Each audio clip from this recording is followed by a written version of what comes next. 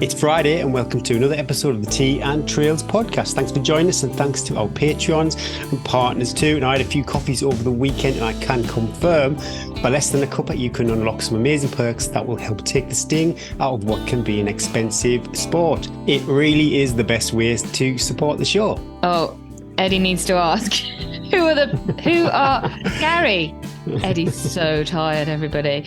Gary, who are our Patreon partners? Well, I'm glad you asked, Eddie.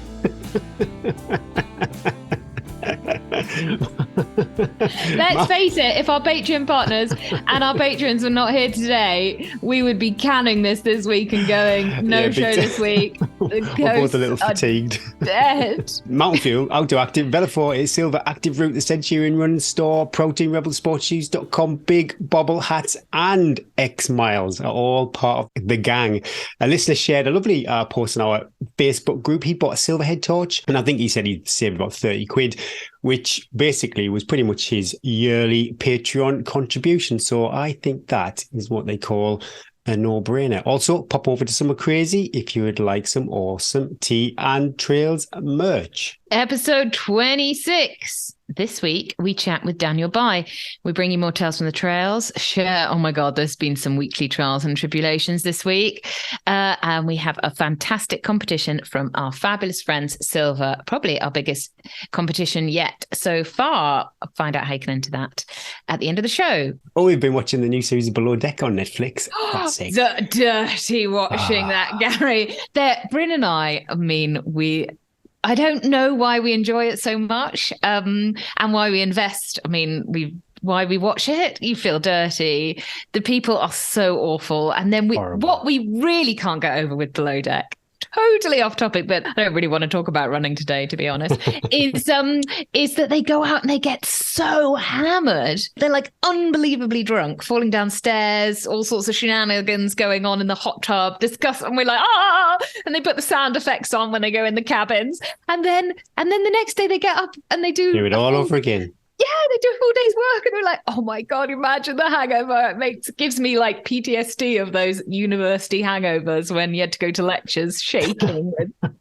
And the episode this week, I don't want to spoil it too much, but basically, it was a bunch of guys who, I think they alluded to their basically living off their trust funds, which would be very pleasant.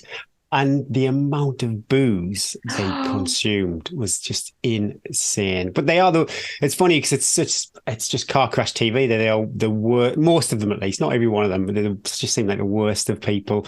Yeah. And the wheels fall off eventually. It's quite entertaining. Right, judgy, come on, running. Judgy TV.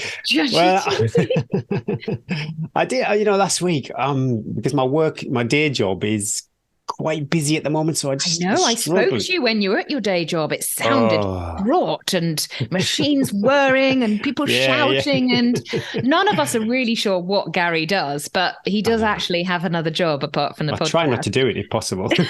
I try my best, but I was really busy doing that and it was a struggle just fitting it all in, and I wasn't sure how the week was going to pan out, but don't feel too bad for me because it ended up being okay in the end. I did 2 quality sessions, a threshold run and then some hills. And what is great, I think I mentioned this before we did the podcast, I would fuel myself on either nothing or jelly babies and stuff like that. While now, we can use the Protein Rebel stuff. Can I just use a little caveat? I really can't talk about any sort of gels, any sort of... triggering. It's really triggering to as you're saying that, my stomach went, So let's move on. Move on. But it helps with the session is the point I was trying to make. And then we did a Bob Graham round, leg 1 run on Friday night, and I was exhausted because I had such bad sleep. I think I mentioned a couple of times my wife works shifts, and when she's on a certain shift, it really knocks up my sleep rhythm. So I went into the Bob Graham round on 2 nights of bad sleep. So I was just like a zombie going up Skiddaw and Blencathra. And then I finished off, I did a bit of leg 2, then I went up to Clough Head, then I ran on my own in the darkness, which really freaked me out, actually. All of a sudden, I was on my own in complete darkness. Yeah. I disturbed a nest, and I got some birds flew into my face, that was really creepy. I Yeah, didn't enjoy that yeah. at all. It's hard if you're in the dark. Like if you start freaking yourself out when you're in the darkness, it's hard to pull yourself back because it's not like you can suddenly turn the bedroom light switch on when you think the ghoulies under the bed.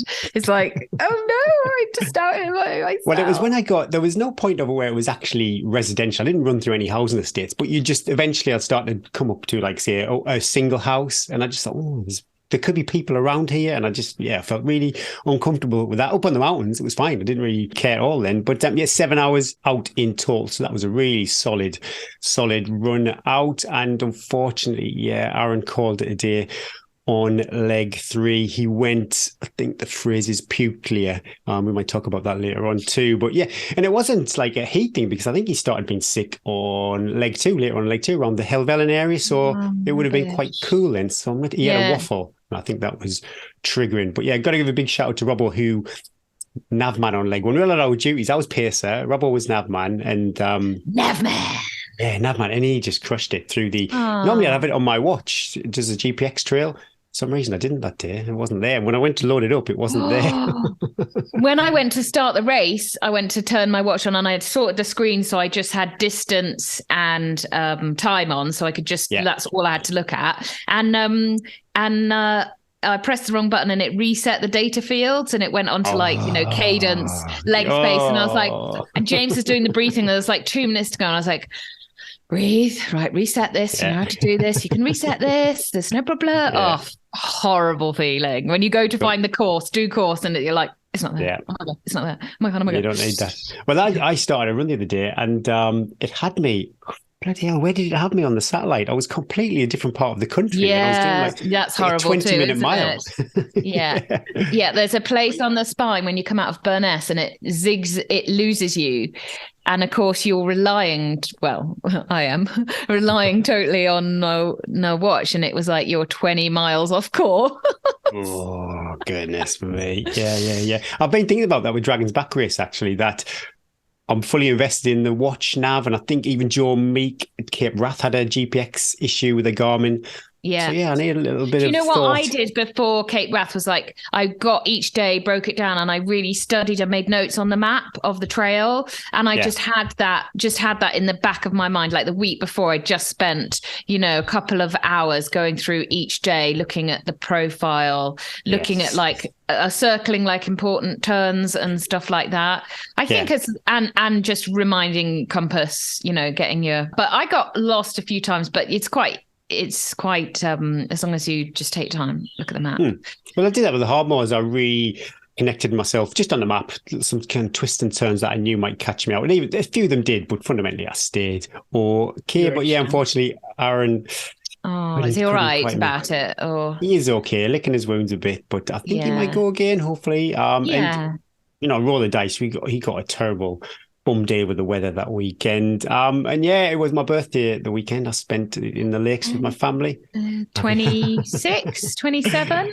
Yeah, I wish, my goodness. But quite a significant one, actually. I turned 50. I turned 50 on Blencathra, so it was quite a nice place. Oh, amazing. Yeah. Any nice presents to note? Yes. Neil... I'll start. It's quite. They made me a scrapbook, like of our time together on the trails and fells, and what a beautiful gift! That totally blew me away. I just never expected anything like that. I got some of those. What are they called? UFOS, those recovery flip flops you have, where they kind of spongy sandals. Stop it! Love the scrapbook, the flip flops. Well, I would expect nothing less from you, Gary. Did you manage to get like a discount code or some sort of sponsorship deal? No, I didn't, unfortunately. Nobody gave me them. I think my wife had to pay full price for them. But scrapbook was awesome. I just wanted time together with people. I didn't really want gifts. That for us, staying away in a lodge is quite extravagant. We don't do that kind of thing, and I really appreciated that time. I didn't do much running, but we did lots of hiking, took the kids up Cat Bells. It was challenging. So they're not like me and Lisa, who love to just get out on the trails and explore. So yeah, it was a challenge for those two, but they both did it, and got to the end, and it was just such a we came up Capels and we walked past a little ice cream truck, and it was just the nicest kind of pop I've ever had in my life. But yeah, so it was pretty good, loads of running. I think I did about 95 miles of running and walking altogether. So yeah, can't argue with that. Went to the gym, lifted heavy once, and then did like a home core workout, 23 hours of time on feet, another exercise, and about 17,000 feet of elevation. So thought I was going to struggle, and I did struggle to fit it all in, but like just to paint a picture of, say, Monday, Tuesday, Wednesday, I think I was getting up at 5 o'clock in the morning to do my run. Such an early start. Oh, that's rubbish. Yeah, and then in the evenings, I was going to the gym in the evening, and then I have to take care of my dad some nights during the week. I don't want to give too much away, but that would be basically being on call till about, say, 9 o'clock at night, 9:30 at night. So yeah, it was like literally waking up, just tick, tick, tick. And if you didn't do what you're supposed to do in that slot, it wasn't going to happen. So Monday, Tuesday, Wednesday, I was pretty stressed. I couldn't wait to get away. But as I was driving home yesterday, I think I shed a few tears. Coming back. What? Coming back, or just because you were so tired? Well, I was tired. I had such a lovely time. And then, you come back and it's all back to normal. You just forget about things over the next. But loved it.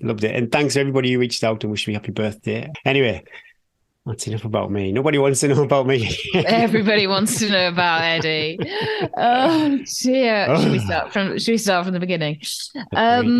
It's a long story. I will try and make it short. Don't worry, guys. This isn't going to be a spine-length episode. There isn't actually a great deal to actually go into. Travelled over. I had a bit of a week going into the race. I mean, a bit of a week. On Wednesday, I was like, I'm not going to the race. It's too much. At the moment, there is so much going on at home, so much family stuff. Look, kids are, coming and going. And I do a lot of it all by myself, a lot of management. And it was probably the worst weekend of the whole weekend. The whole year I could have gone away, because I had to basically organise different variations of childcare for 3 different children for 3 days. It wasn't easy. And I did think, why am I doing this a few times that week? I was tired and trying to sort everything out. This is sort of setting the scene as to maybe as well that I didn't pay attention to really what I was packing for myself. I threw stuff in the bag and left on Thursday with a vest and shorts and 2 pairs of trainers and a load of gels, thinking that would be okay. Anyway, travel was all good, all fine. I flew into Gatwick, and then so funny because I don't go when did I last go into London? A couple of years ago. So everybody's moving really fast, and I'm like, I don't even know how to scan. In France, we still write checks. Yeah, I wish we did too. So I was like, shit, what? Oh, God, I was like, oh, God. So scanned, I can use my card here. And then I had to buy a train ticket. And I was like, so where do I scan? And there's a big queue. And I'm like, oh, I can't scan the queue. What's it? QR code on that? I felt such an idiot. I think I've got an Oyster card with about 50 quid on it somewhere that I've probably loaded up. Yeah. Definitely. I've got an Oyster card. I should have taken that, shouldn't I? Anyway, doing fun. Anyway, I got to Gatwick, and then they were like, I knew I had to change at Clapham Junction. And it was where I met Bryn at Clapham Junction. I lived in Clapham Junction for 3 years, a very happy and outrageous time of my life in my first 2 years of PE teaching. And I lived with my 2 best friends. Anyway, I decided I was in no rush. So I actually caught the train into Victoria, which I used to go into Victoria to change to get to work all the time. And I just wandered around Victoria remembering it all changed. It all changed so much. Remembering happy times, went to Clapham Junction, did the same, wandered around, got to Clapham Junction, couldn't find my purse, ordered a cup of tea as I had an hour to wait for the train. I couldn't find my purse, Gary. The biggest thing I was worried about was that I've got my identity card to allow me to come in and out of France without them stamping my passport. And that's in my purse. And I was like, oh my God, I won't be able to get back in because they'll stamp my passport. I was like, that's mega stress. Oh my God, the stress. Anyway, I took my bag apart, took everything about. The poor guy that was buying a coffee after me was like going, can I help? Can I help? And I was like, oh my God, I've lost my purse. What am I going to do? I took my whole bag apart, took my rucksack apart. Where is it? Anyway, I had my hiking rucksack on, and I'd put it in the bit where you do the waistband, that little pocket. So after about 20 minutes, I found it. That's probably the worst. How can we think about, I've like squirreled stuff away thinking that's a brilliant place to put it. That's a great place to put it. And I was like, oh my God. Anyway, though I found it and then I was like, right, that's where it's going to live now, Eddie. Don't move anywhere else. Anyway, journey was fine. Got to the lovely Premier Inn in Winchester, and settled myself in for 24 hours within a hotel room. That's not much fun, is it? And turned on the TV, start watching the news, and they're like, it's going to be like, it's really hot. It was really hot in England. Yeah. And we haven't had any sun here. We've had, as we know, monsoon May, where it's pretty much rained for the whole of May. I've got no tan. Normally, I have started, the legs are slightly, I've sort of like gone through that, gone for a run and got a bit of pink on the shoulders. And I wasn't, and I started seeing the weather going, it's red weather alert and blah, blah, blah. And I thought, I'm used to running in the heat in the mountains, manage yourself, run a bit slower, just going to drink a lot more. What was the temperature forecast? I know up north 30 degrees. 30 degrees. So I was like, and I was like, I'll get some running done in the like first couple of hours. I had so thought that it would be cooler. I'd even bought like a thermal top to wear to start because I thought it might be a bit chilly at the start. Anyway, I did a couple of runs. Puffer jacket for the weekend. Yeah, literally packed up a hat and a puffer jacket for like, perhaps it would get to like, I thought, God, if something happened and I end up, hiking it in or at the end, so I had packed like winter layers, not summer. Anyway, I did a couple of runs, felt really good. I know I messaged you a few times going, woohoo, felt really good. I didn't have, normally when I go back, I get this like quite out of breath from the change in the altitude, but I didn't have that. I was zinging along and I felt quite comfortable in the heat. I was like, it was lovely, a bit of a breeze. So I had no worries. Went and registered Friday night, saw a lot of the gangs, saw a lot of teen trails. Love it, man. Yeah, how was that actually? Love it. Took good? Myself really, Gary. I literally went to registration, chatted with James. You didn't have your Sharpie signing stuff? No, and left pretty quickly, to be honest. It was so hot and I had to walk like a mile and a bit to get there and I was like sweating. So I was like, I better get back. Knew I wouldn't sleep. Anyway, there was a wedding going on below me. Music till like 1 o'clock in the morning. And it is what it is, isn't it? I decided I wasn't going to normally have porridge, but because I just felt, so I just had a couple of Welsh cakes and a banana, changed it up a bit. But I thought, I think that's a bit easier to eat with a cup of tea, a couple of cups of tea, felt good. Chris, my lovely crew, big shout out to Chris. The story of my crew is going to come through when people do a lot for you.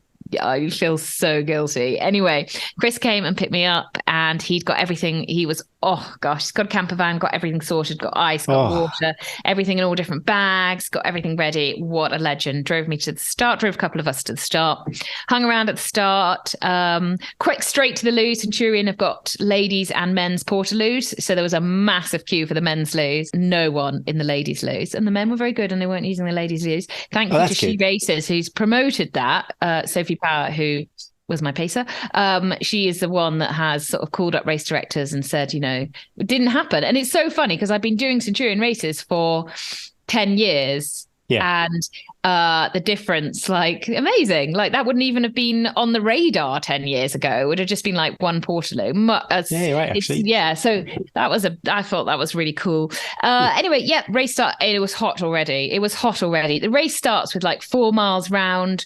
You're in a big bowl. I saw on the GPX. Yeah. And you run round to like 2 laps around this bowl. It's quite, it's got like little climbs and then you sort of, and it's not really like a lot of it is not path. It's like just cut through a field. Yeah. And so I don't know how many people started, 350 or something. So I didn't want to get quite a big field. Yeah. I didn't want to get in the conga line, but also you can't see where your feet are going because it's not being cut, the grass. So I was like, I don't want to go too fast. You don't want to go over on your ankle and half a mile in go, I'm out.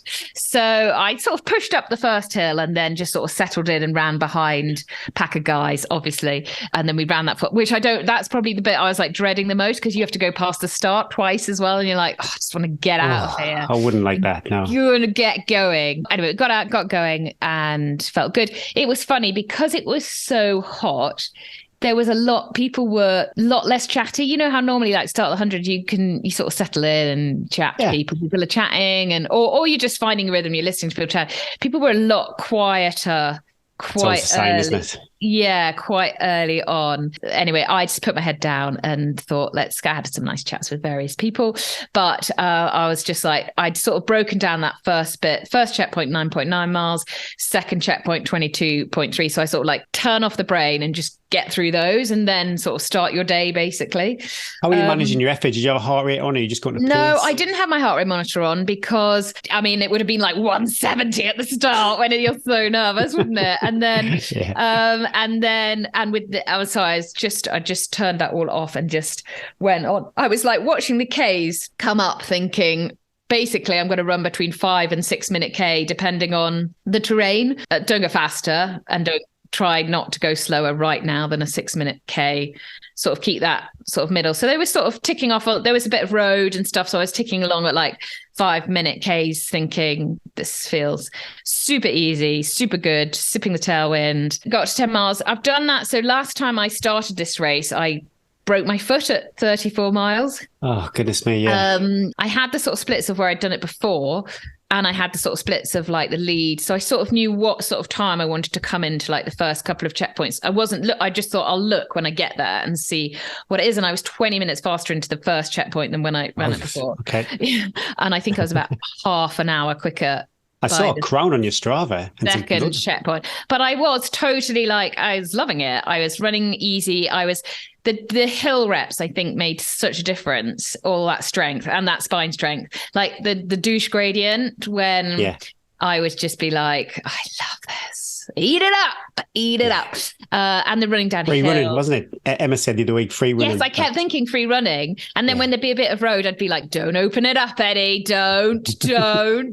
Because to me as well, it was such a joy just to be running. Like I never get to run on like a long, flat road. Yeah. And it's easy running, such lovely running. And I don't think I had to put a hike in until about mile 25, where you sort of go up a gully. And there was so much, it was all running. And I felt totally in control. I'd taken a gel by like mile 4 because I was like, let's preload, knowing that it's going to get hotter and I'm going to have to probably just drink my calories in the midst of the day and I won't be able to take on much fuel. So I was getting the gels in every like 20 minutes. I was going through tailwind. I got really thirsty by the time I got to the second checkpoint because it's 12 miles and I only had 2 bottles and that was 3 hours 20 into the race.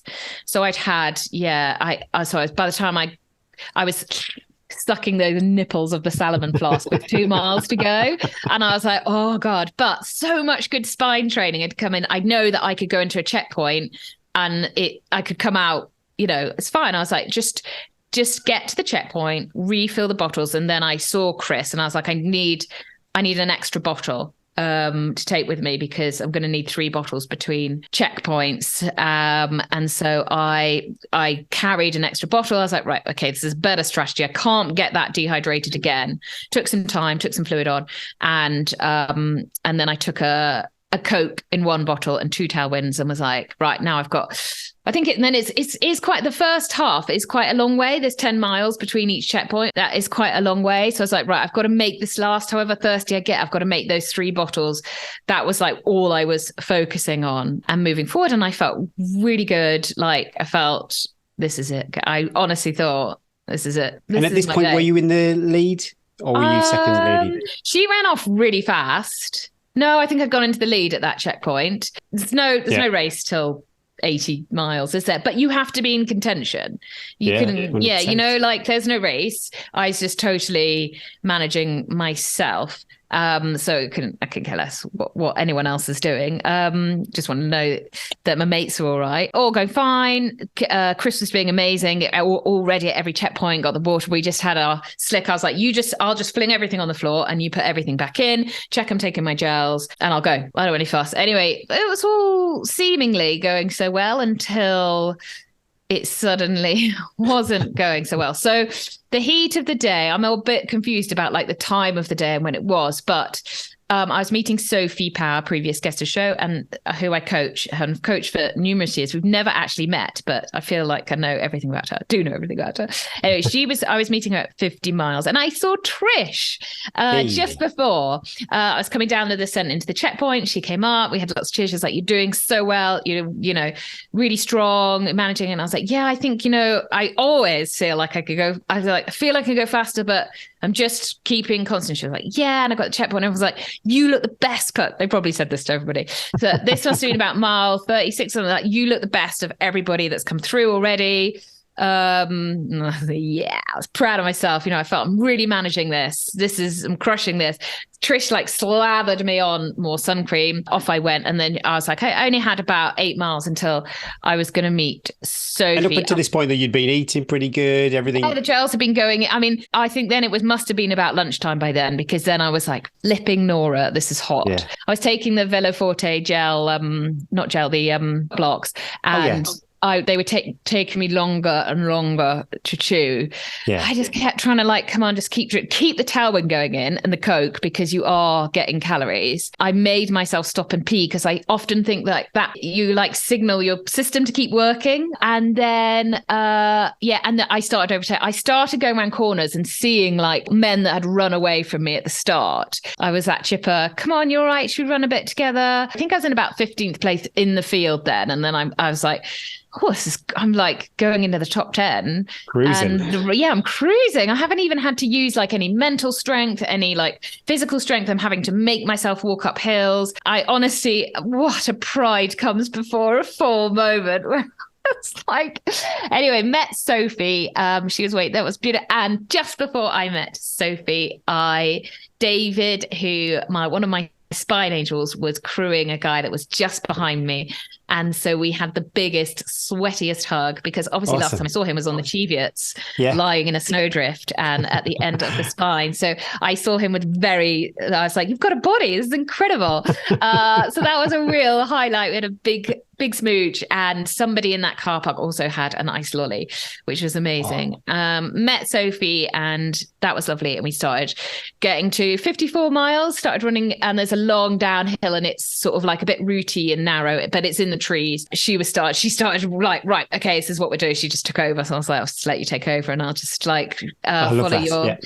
follow your feet basically down this descent." And it's lovely because the descents are not technical and they're super easy compared to what I normally do as well. It's just this is so, you can just when you start getting sore quads, you can just it's not you have to lift your legs or anything. It's just, anyway, that section took me a little bit longer. I definitely had slowed than I thought I'd get to Washington between 8:30 and 9. And I think I got about hours. And I think I got there at about 9 hours 15, which was fine, because I thought it would need to be a little bit slower to cope with the heat. Got into Washington, and then Sophie said there's big climb out of Washington. It's probably the only bit I didn't really know was the big climb out of Washington. So let's get loads of food, and we'll hike up the climb out of Washington, and then there's quite a bit of running. So let's try and get some food on board, because I said, I've just been having tailwind for the last hour and a bit. So we took a load of food, poured a load of water on me, got some ice, started up out this climb. We started trying to eat sweets and stuff, and I started thinking, I do not feel good. I feel really hot. And I really lost the ability to climb up this hill. I was like, what's wrong? I was like, come on. Yeah, but if it's not there, Anyway, started to feel, anyway, I rallied and we started moving, and she'd be like, "Do you want to walk up the inclines?" And I'd be like, "Oh, no, I'm running. It was a bit sad, because I had visions of us chatting and lovely chats, but because it was so hot, the concentration it was taking to just stay, there wasn't any talk. There was very limited talk. I was just having to just focus on moving forward and just keeping running. But that was cool. I was still we still got it. So there was quite a lot of running then. And I think I took a good chunk of time out of Sarah on that section. Do you think if you'd have walked more that bit though, that might have helped you out later on, or do you think? Yeah, maybe that was the down. Maybe that was. Look, there's loads of maybes, isn't there? Maybe could have, would have, should have. I definitely could have gone slower. But you've got to fly close to the flames, haven't you? I don't know, because I could do I want to walk? Do I want to go like, I don't know really. It's all a bit too close to like, could I've gone half an hour slower and not got so ill? Yeah. Or I could still just got really hot. I never felt like I was exerting myself. But again, I think like having talked to our Brew with the Coaches, Dr. Rebecca Cam, she's like the big thing with heat stroke is you don't realize because you sort of override your system. Anyway, we got to Botolphs and I felt like my internal engine was unable to cool itself. I was like, I need ice. So they gave me a big bit of ice and I got it on the back of my neck. And then there's climb out of Botolphs. And Sophs was like, right, hike up the climb. Let's try and get some more food in. And then there's a long road, which is like, if you want to stay in this race, you got to run this road. And I was like, yeah, that's cool. We got this. And up the climb. And I was like, oh no, that watermelon, pineapple, even saying the words make me feel a bit ill. It's not good. I was like, oh no, safe, I'm going to be sick. And I thought, I can just be sick. I've done this loads of times. Puke and rally. Let's get it all out. And I'm going to feel better. So she was like, do you want to run the road? And I was like, actually, let's just hike and try and get my temperature to come back down and cool off a bit and get in the shade. And then I'm going to be sick. And then we're good to go. We got in the shade and I sort of, these poor bikers, they actually stopped. I was so sick. And then we walked on about 4 more paces. And then I was like, oh my God, there's more coming. Oh my God. And I wasn't prepared. So it went everywhere, all down me, on my shoe, on my legs. Oh my God, it was horrible. Horrible. Anyway, I thought she was like, great, it's all come up. We're good. And I was like, yes, that feels better for about a minute. And then I just could not stop the vomiting. Where's it coming from? I haven't eaten it or drunk as much, but it just wouldn't stop. It was horrendous. At one point I was crawling along the trail just because every time I stood up I would and then I try and put the soft glass nipple into my mouth and the gag would come, and then everything I was trying. The worst thing is it wouldn't have been so bad, but poor Sophie was like just standing there not knowing what to do, just watching me going, oh dear.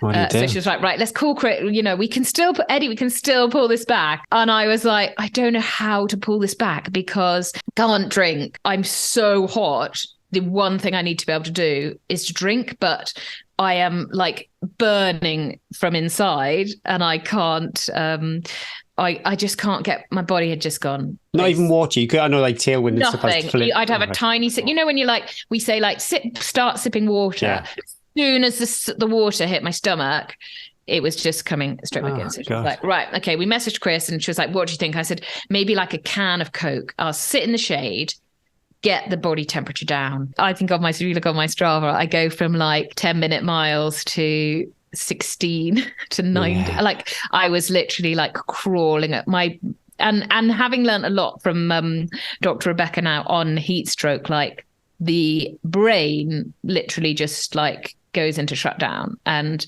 I lost coordination. I couldn't like get up like little bits of the track and stuff, and then I started feeling really cold and shaking, and it was so. Anyway, we got up to the crew point, and I got in the shade, lay in the shade, and there was a lot of. I was like, if I can I was like an animal. I was like, I just want to bury myself into this cold earth, but I just could not. I could not cool down. My skin was on fire, and I just could not keep anything. I couldn't even try, because the minute even when I was sitting in the shade, we were like, okay, let's try sipping some more water. There was absolutely no way I could have tried tailwind again, so I couldn't get the calories in. Let's try sipping a bit of water, and again, that's something I've learned. Once that core temperature has gone up, it's not something that you can bring down in 20 minutes. She was quite strict with me, Dr. Rebecca Eston. She was like, it takes you about a week for your body to actually bring itself back down. You need to be really careful not to get hot again, because it will spike again. So you can't have a look at this and go, I could have kept going on. You literally couldn't go on. No, there was it would have been like, I wasn't the one that went, I'm going to stop. My crew, and James was just literally at the checkpoint, and he went, it's really dangerous. You can't. And in my back of my head, I was thinking of Elsie Davis, of like, she just passed out from the heat stroke. And I was like, I'm not putting myself, not that I even had really that question about it, because there was no fluid going in. So it was like, there's just, I can't, my body has just gone. It's so serious. It's so serious, and Bryn was like, no, you need to come home. You need to be home next week. I've got to go to work. You've got to be home next week. Yeah. You need to live to fight another day. And That's fascinating though, what Rebecca said about a week to... Yeah, which has been really good because I've been a bit kinder than myself. You know what we're like, a bit of self-punishment. So yeah, I'm gonna start to cry. Anyway, that was it. So mile 68, I think. Yeah, that was it. Done. Nothing I could do. Anyway, poor Trish was waiting for me 1 mile down the trail. This is all it's such a disaster. So Trish didn't get a run out. She did in the end, because then she went to the wrong place. Chris's van, the battery had died. So we're stuck in his car park. We couldn't find Trish because she went to the other place. She was like, she ran a lot trying to find her. Everything was like, we ended up driving around the M25 trying to find my sister to help me to get. Anyway, it was just awful, Gary. And I just felt I was sitting with like this bag, just dry heaving for the next 12 hours. I felt awful and just so ill. And my quads, I think from the dehydration, and because I just stopped and lay in the dirt, my quads were so sore. I mean, home. It's brave to share. I often think of this. We share a lot, and our trauma doesn't have to be content. And you shared that. Didn't have to do that. Yeah, I think a lot of people will judge me and go, well, you were going too fast if you'd gone slower. When I go to a race and I want to be competitive, and I know I've only got like maybe none now, years left running in me, good years where I can be competitive, I kind of think, yeah, I'm going to roll the dice, because it could have come off, but I could have, like, if I'd been able to go for another like 2 hours, the sun would have gone down. And yeah, I probably would have groveled into the finish. Trish and I would have done a lot of walking because the heat would have really took it out of everybody. You've got to roll the dice. You don't have to roll the dice. I didn't want to go, and I don't regret like going and running it, because also it proved to me like, okay, I am recovered from the spine. The training that I did worked. I was super strong. I've still got it, even though there's loads of years left competitive. I'm old and wobbly. I still can race these things. I'm not sure I want to anymore. As I was puking and feeling so ill, I was like, I don't want to do. I don't want to do this anymore. Why am I doing this? This isn't fun. So I'm at that stage anyway where I'm like, I don't want to do that again. But I think it's important to have the context, and I think it's important to share it. It takes a lot for us to go and do these races. And it is what it is. Managed to get myself back. My sister very kindly drove me to the airport. I was actually in the legs, though they were really stiff. Like today, I could have run today. So that's a real shows. I'm pleased with that, because I won't run today. I'll wait. I need to obviously replenish calories and fluids and stuff, but I just did a little hike and they feel fine. Managed to fly back. And Gary and I, we don't like flying, but I literally got on the plane because I hadn't slept for like a couple of nights, and went to sleep, and then I woke up as it landed and absolutely smashed myself forward, EasyJet landing, and it gave me such a shock because I didn't know where I was, and I was like, what? And then I think Bryn as well was really worried. It's like, oh God, you've not had much sleep and you're hobbling and you've got to drive back up. You got to drive back. I was thinking this, my goodness me. Drove back up, picked up one child who had been left here, brought him straight back home. Literally, I boiled the kettle. I was like, Gary hadn't even had a cup of tea. Still hadn't had anything to eat since the morning of the race. Like I saw, oh my God. Anyway, made a cup of tea, and I got the biggest. I was like, what can I've got to go to this dance show, which is Bryn had watched it the day before. It's going to be 3 hours long. What am I going to take? So I just grabbed the biggest packet of French crisps. Everyone knows how good French crisps are. I was like, I think I can eat those now. Finley, my oldest, lovely Finley. I was like, can you unpack my bags for me? And anyway, and went and sat in this, got to see Evie just before, so she knew I was there. And then got to watch her I think your post might have confused people, though. I know, I think it did too, but I didn't realise that. And I was like, oh, you idiots.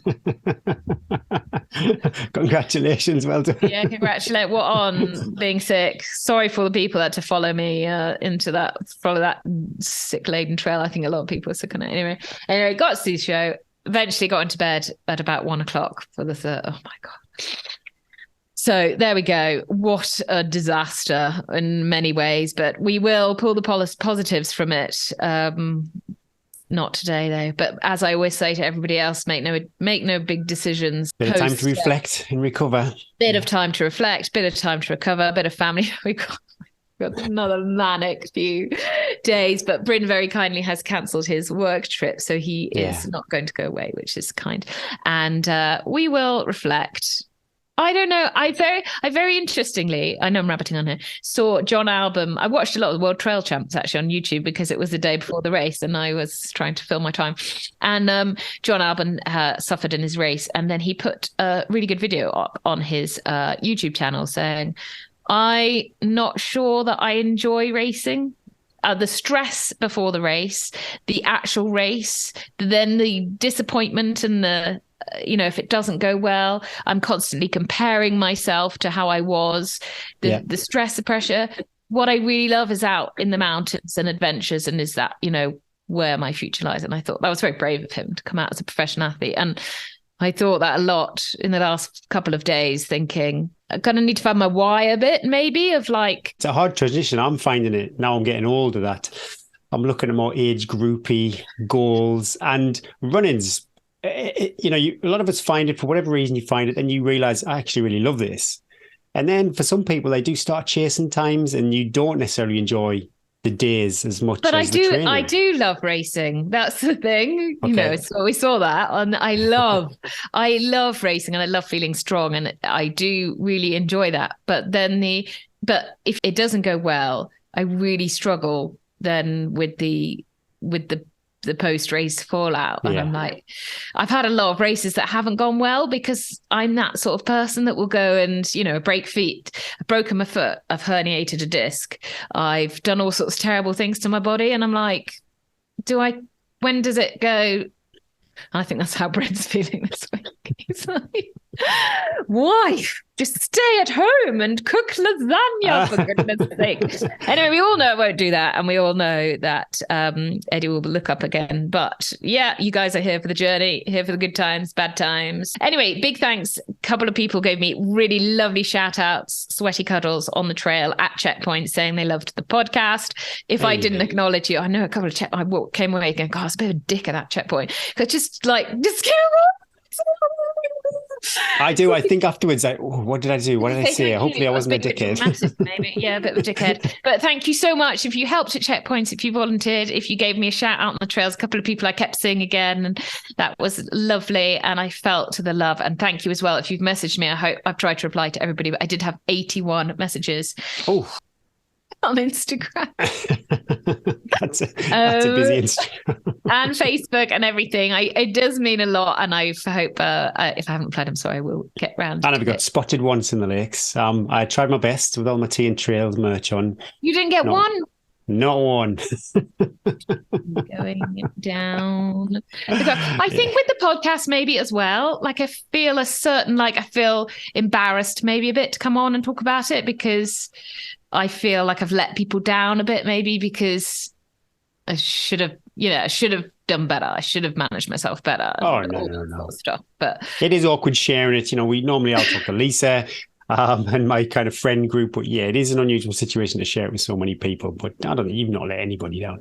It's not how hard you fall, is it? It's how you come back up afterwards. And the nice thing is that I haven't got any more. I've got top direct to do with Bryn. And so that's something really lovely to turn my head towards, and there won't be any racing, and my next training block can be lots of happy hiking and kindness. Though, of course, I'm thinking I want to use this 100-mile fitness. I'm going to find something again. No big decisions this week. No, I think it's good. I think you're super brave. A lot of people don't race. A lot of people don't put themselves out there, roll the dice. And I could have been a contender, Gary. I could have been a contender. No, thanks for sharing that, Eddie. Brew with the coaches. This week we're back with the coaches. Oh, what a crew, getting better every time. This week we answer a DNF question. We thought this was quite a good one to touch base on as well. Susanna Vicario, she was wondering about DNF. So we talk all about how to handle when that happens, what to do, and what to feel.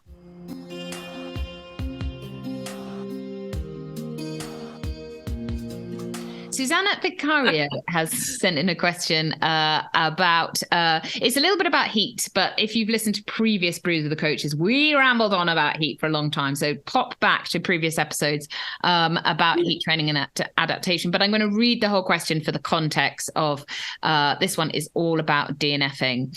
I ran the 25k UTS race a few weeks ago, and my husband attempted the 50k. He ran it last year, no problem, but this year he DNF'd. A combination of not feeling too well in the morning before he set off and the horrendous heat. He's really beaten about it, oh, buddy, and struggling with it. I'm super happy that I finished mine, but it was just brutal out there with the heat. If you looked at the stats, so many people DNF'd in all the races. So I was just wondering if you could talk about DNF and how to recover mentally from it. Perhaps a question for the coaches. Guys, I need you. I'm sure many people who have run and DNF'd are on the same boat and appreciate it. Also, we maybe talk about the hot weather, which we've done a bit before. Right. I know, Rebecca, you said you medically, there's not a lot of standpoint in here, but a quick question to you, putting you on the spot. Have you DNF'd at a race? How did it make you feel if you did? I haven't personally, but then I've hardly done any. So that's not because I'm good, but only because I've only ever done one ultra. So, that would be 100% negative, wouldn't it? So no, 100% positive record. But no, I haven't personally. But I think the one thing I would pick out from that question really is about not feeling well on the day of the race. And that's something as a doctor who is involved with these races that we're always really concerned about, is that we don't have people already turning up in sort of suboptimal physical status just through normal illness that can occur. Particularly if you've got kids, you're just going to get random coughs and colds all the time. And even something like that will massively affect how you perform. And in fact, if you have a temperature due to a simple viral illness, that is a real no-no for doing any sort of exertional sport, really. It's the one thing that it can put you into trouble. So that's the only thing I would really take from that question from a medical perspective, is just really think about how, if you are genuinely not well with another illness, then you are not going to perform in the manner you expect. So readjust your goals at the very least, but also think about, is it right for you to push your body and yourself through that when you're otherwise not well? So yeah, that's something we would always ask people to be really cognizant of, is if you've got another infection or something going on, really appraise whether or not that's the right thing to do. So hard if you've trained for event. Yeah. And Absolutely. and everyone will be thinking, I've paid money. I've I've given up a lot of time. You've probably done a lot of organisation to get to the race. But if you aren't unwell, even a cold, which you normally would be like, but I'd run with the cold. It's very different, isn't it, to put yourself in a race environment? And are you going to enjoy that race if you're under the weather?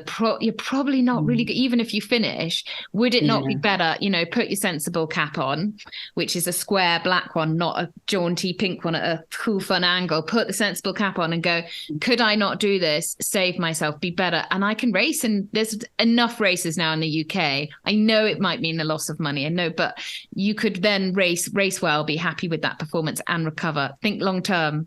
Always think of your Absolutely. That's always going to be the safest thing to do. As I say, at the very least, readjust your goals if you're carrying something like that. But in an ideal world, yes, if you've got a temperature and you're otherwise unwell, it should really mean you don't race on that day as hard as that is. The thermometer strikes again. Yeah, there you go. That's it. Be an integral part. I might just have mine by the car keys, and every day it could be like, I can't again. It's too high.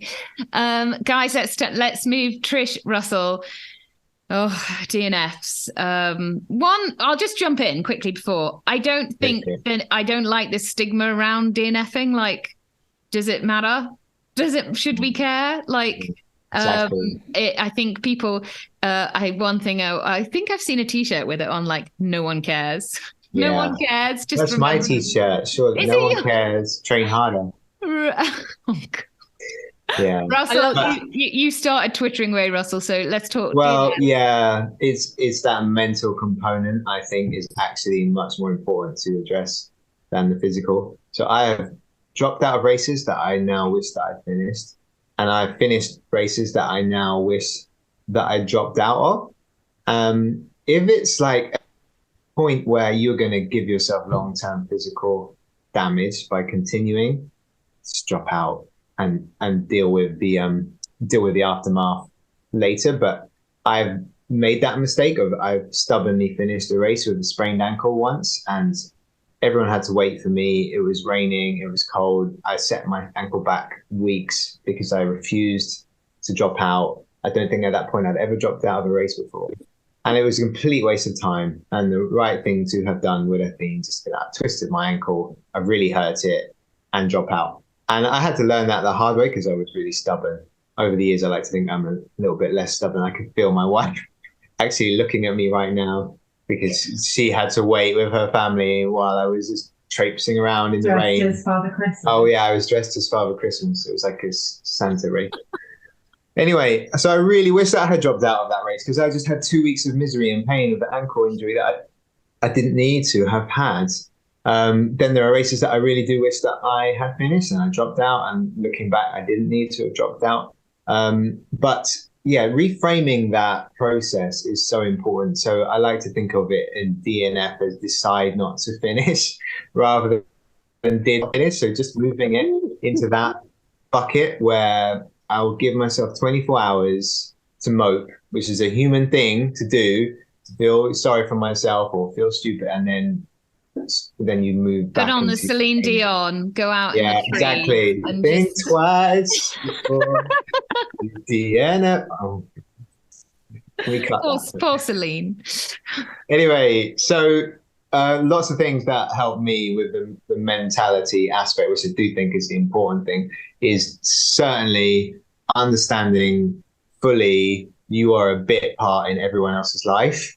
And everyone else has got their own massive movie going on with thousands of other people in it, and you're a tiny part in that. And that can be quite liberating. Nobody gives a shit as much as you do. And that's great because then really you're only battling your own ego.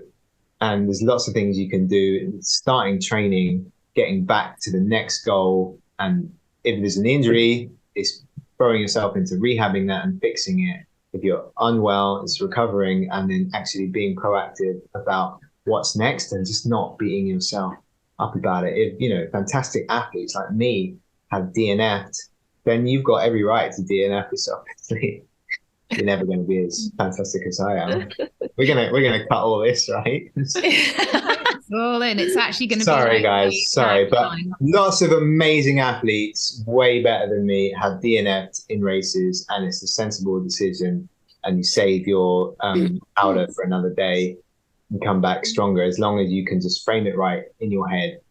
Actually, there's a lot of lessons you can learn. Go back to the drawing table. What went wrong? Why did that happen? What were the controllables? What were the uncontrollables? What can I do differently next time? So you make it a growing process and then think of it that way.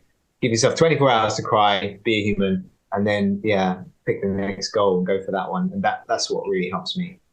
I get asked this kind of question quite a lot actually, because I'm not a DNF generally when I probably should have. So I've done, I did the spine with a cracked patella from like 6 to 8 miles in. I did the National Three Peaks, sprained my ankle badly on the second day. I did the ARC with COVID. And that was miserable. So yeah, I've done quite a lot of miserable things, which I probably should have DNF'd if looking at, if looking at it externally. But I think it all comes down to your why. I've only DNF'd once, and that was in a race, a B race, a race, build race, and that was because I twisted my kneecap very early in. And I knew that I needed the time that I would need in order to that recovery for my A race. So that was a really clear-cut, easy decision. I didn't feel bad about it. Why did I do the spine like 260 miles on a cracked patella? Because I was raising money for a friend. So I think it comes down to your why, you know, and when you've got your why set in your head, actually, whether you DNF or you don't DNF, it's all very clear because you know why you are there. Like if I was running just a standard race and it was a build race for my A race and I had an issue, I would not stop and hesitate about DNFing because it doesn't matter. What matters is your why and why you're there. Why is it important to you? And majority of the time, you know, we get caught up in races, but the reality is, like, we all love running, right? We're there fundamentally for the joy of running. And that doesn't have to be in a race context. It just can be just outside doing what we love. And I think it's really easy to forget that, particularly in a race context. So, you know, it's like Russell said, some of the best athletes in the world have DNF'd. A really funny one, Courtney Daywater talks about her first 100 miler, which she DNF'd, and she said it was like miserable. I mean, hearing her talk about that is hilarious because she's really funny. And also she's fantastic. So, you know, don't get caught up in what has happened. Lots of stuff will happen and there's nothing you can do to change that. What you can do, though, is use those experiences to move forward.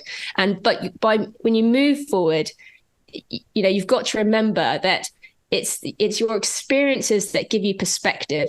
And those are all really important, valid foundations for your future. So yes, you've had a DNF. Maybe it didn't go your way on the day, but that's a firm foundation now for you going forward. And you only get better moving on firm foundations. So I would just use that as a good brick to put in your foundations. You've got that experience. You know what it's like.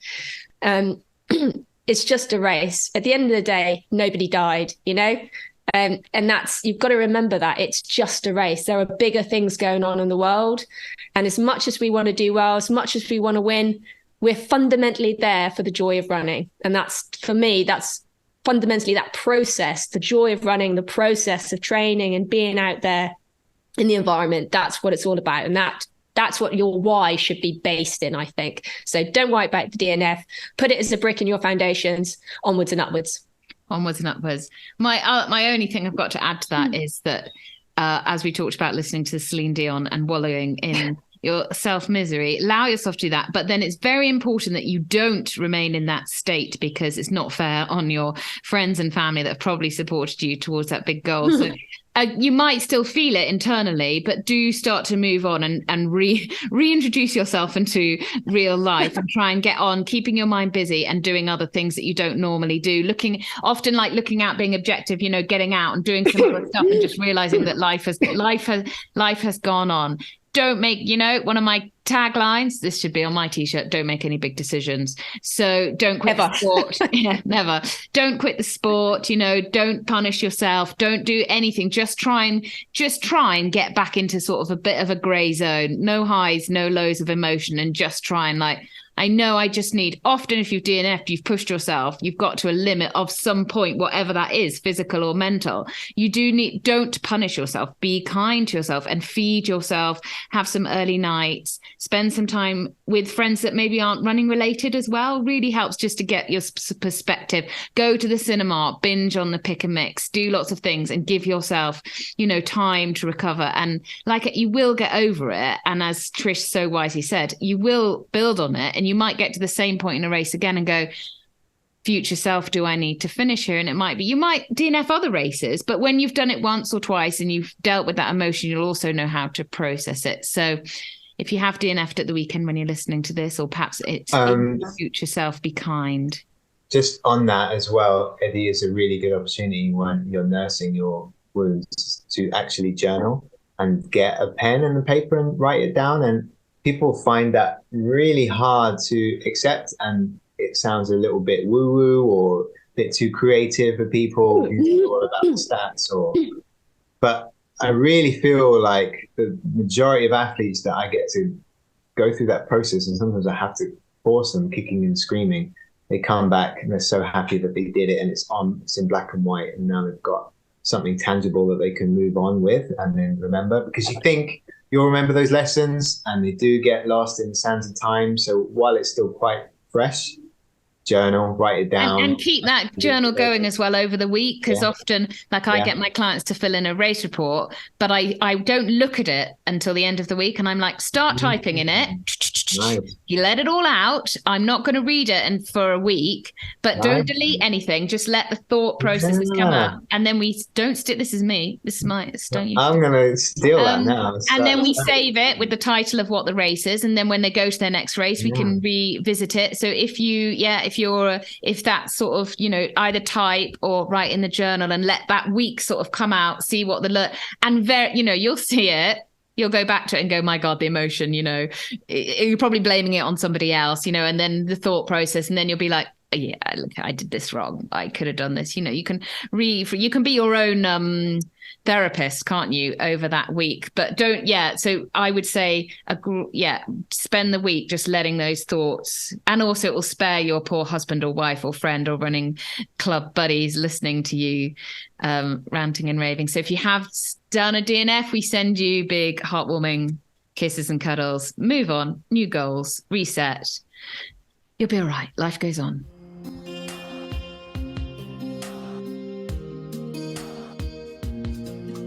Oh, thanks for the question, Susanna. And thanks to everybody for stepping in without me. It's going to be a few weeks now without Go. You're going to realise that you can do it all without me. It was better.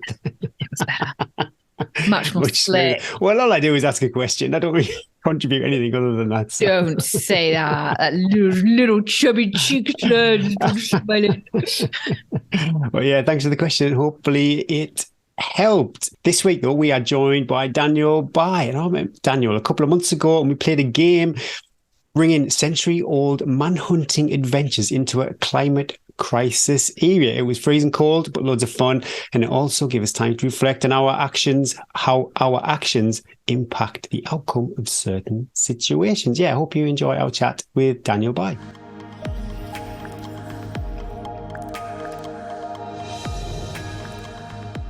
We are delighted to welcome Daniel Bai, a reoccurrence. Is that right? Re-guesting to the Tea and Trails podcast. Where are you? What's the view from your window? And have you been for a run today? Hi, nice to be back. Does it count as back? If we just sort of like let it flow. We just go at a previous podcast. Seamless interruption. I am in Lancaster in my my sort of home office upstairs in our house. What's the view from the window? Well, it's a lovely day, isn't it? So I can see the roofs of houses, I can see trees, I can see blue sky. If I stood up sort of stood on the windowsill, I'd be able to see out over Morecambe Bay. Oh, wow. Lovely. And over to the Lake District.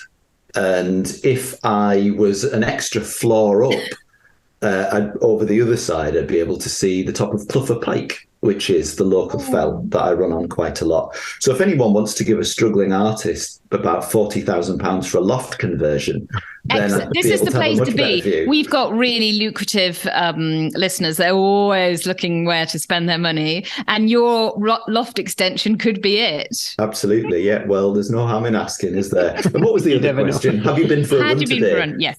I haven't been yet today. I will probably, hopefully later this afternoon, I'll go for a very slow, effortful recovery run after I slightly overdid it on Friday and did leg 3 of the Bob Graham round and then ran back to Dunmail.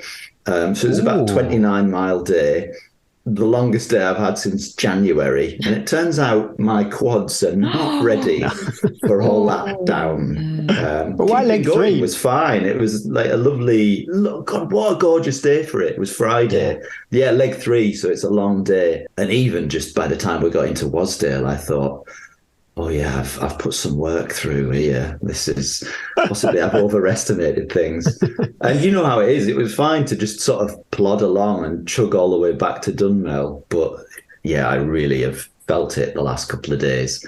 So I was reading a study though this week saying that you only need one big downhill to recondition your quads, and then you shouldn't get DOMs again after. So that's, you've got your DOMs. Hopefully now you're going to have a summer of DOMs free running. I don't believe that study. No, I don't believe it either. It's not been my experience. I'll get back to you by about I was Thursday, just trying to make you feel a bit better that you might, that might be it. There's nothing worse, but it sounds like, were you supporting a Bob Graham round, or was this just a pleasure leg? It was, there were about 4 or 5 of us, and it was a recce for one of us whose round is coming up in July. Okay. So it was kind of supporting a recce, I guess. And have you ever done the Bob Graham round? Well, thanks for asking, Eddie. I'm sure it seldom comes up on this podcast. I did mine probably just a few weeks after Gary's. We were at the same Bob Graham dinner. Yes, and we were both in the list of about 3 or 4. Yes, you were forgotten, weren't you, with your certificate? Yeah.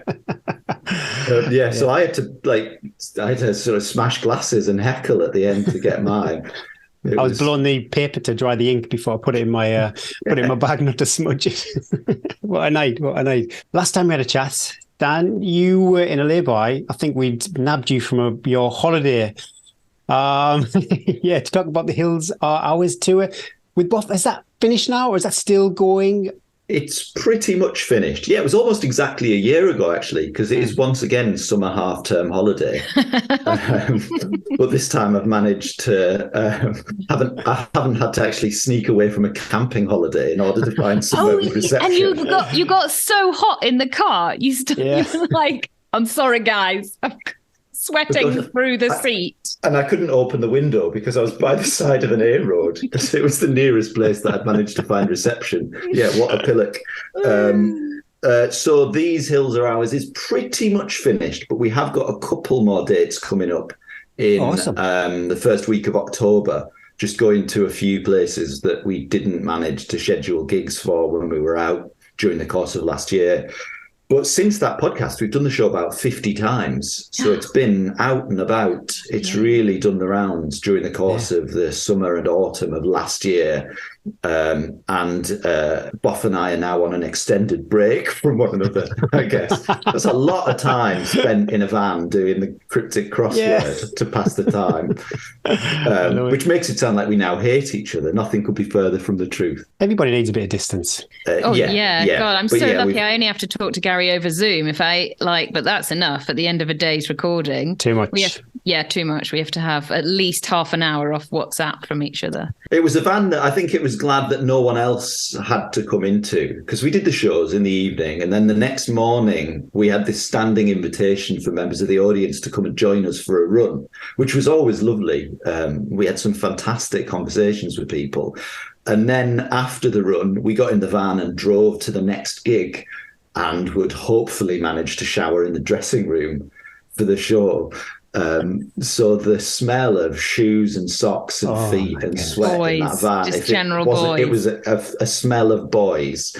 And I like to think that doing the cryptic crossword somehow put a different spin on all of that, and that it was a disinfectant of some kind for the boysy smell. But I'm pretty sure that anyone who got in the cab with us would have got out again pretty damn quick. Refreshing myself with the Hills Are Ours tour. What's your thoughts on the Dartmoor wild camping situation? I think it's a little reminder how fragile access to land can be. Yeah, I think that's exactly how I would put it. It's a sort of a small tragedy, really, in terms of land access, which is something that's been fought for, and there are some sort of good positive proposals in place at the moment to extend access. But something like that just shows us that it's really fragile. It's a tricky one, that Dartmoor thing, because officially that wasn't allowed, but they've just made the business of trying to stop it a bit more organised. I think in practice, I'm sure there are people wild camping on Dartmoor every night, and I don't imagine that the police are coming out in force to stop them. And I think that would be an obviously preposterous use of police resources. And the vast majority of people who do wild camp do so respectfully. I was wild camping just this weekend in the Lake District. I took my daughter out on her first wild camp, which is one of those absolutely magic father-daughter experiences. So we camped at Stickle Tarn, just up from Langdale. And there must have been 30 tents up there. Yeah, it's basically a campsite. Now, that's not actually allowed. Yeah. But it's incredibly commonplace. And, throughout the evening, because my daughter's 6, so it wasn't like we were getting up there at sundown. Throughout the evening, while we sat there and had our evening meal and just chilled out and so on, there were people tramping up, more people setting up camp, and plenty more people who were obviously going to be camping further up.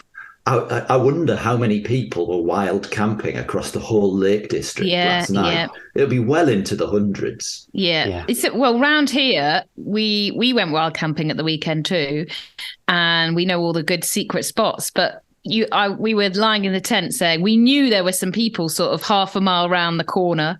And I was like, I wonder how many people on a bank holiday weekend, if you had a drone, are actually within like a 2-mile radius of us all getting tucked into their tents. But in some ways, like, you want to be out in the wild, but also it's lovely that there are so many people out enjoying nature, especially with young people as well, because they're the people we need to depend on now, aren't we? That they are the people that we're handing over the baton to, going, this is what's out there to yours to enjoy, and you've got to fight for it as well. Well, there may be a few people out there who didn't listen to the Run to the Hills podcast when you were a guest with Boff. For those few people, could you share? I can't believe it, Gary. I know, it's shocking. It's a good one. It was one of our faves, wasn't it, Gary? It was one of our Imagine everyone scrolling through, like Damien Hall. And who's this guy? I'll skip that one.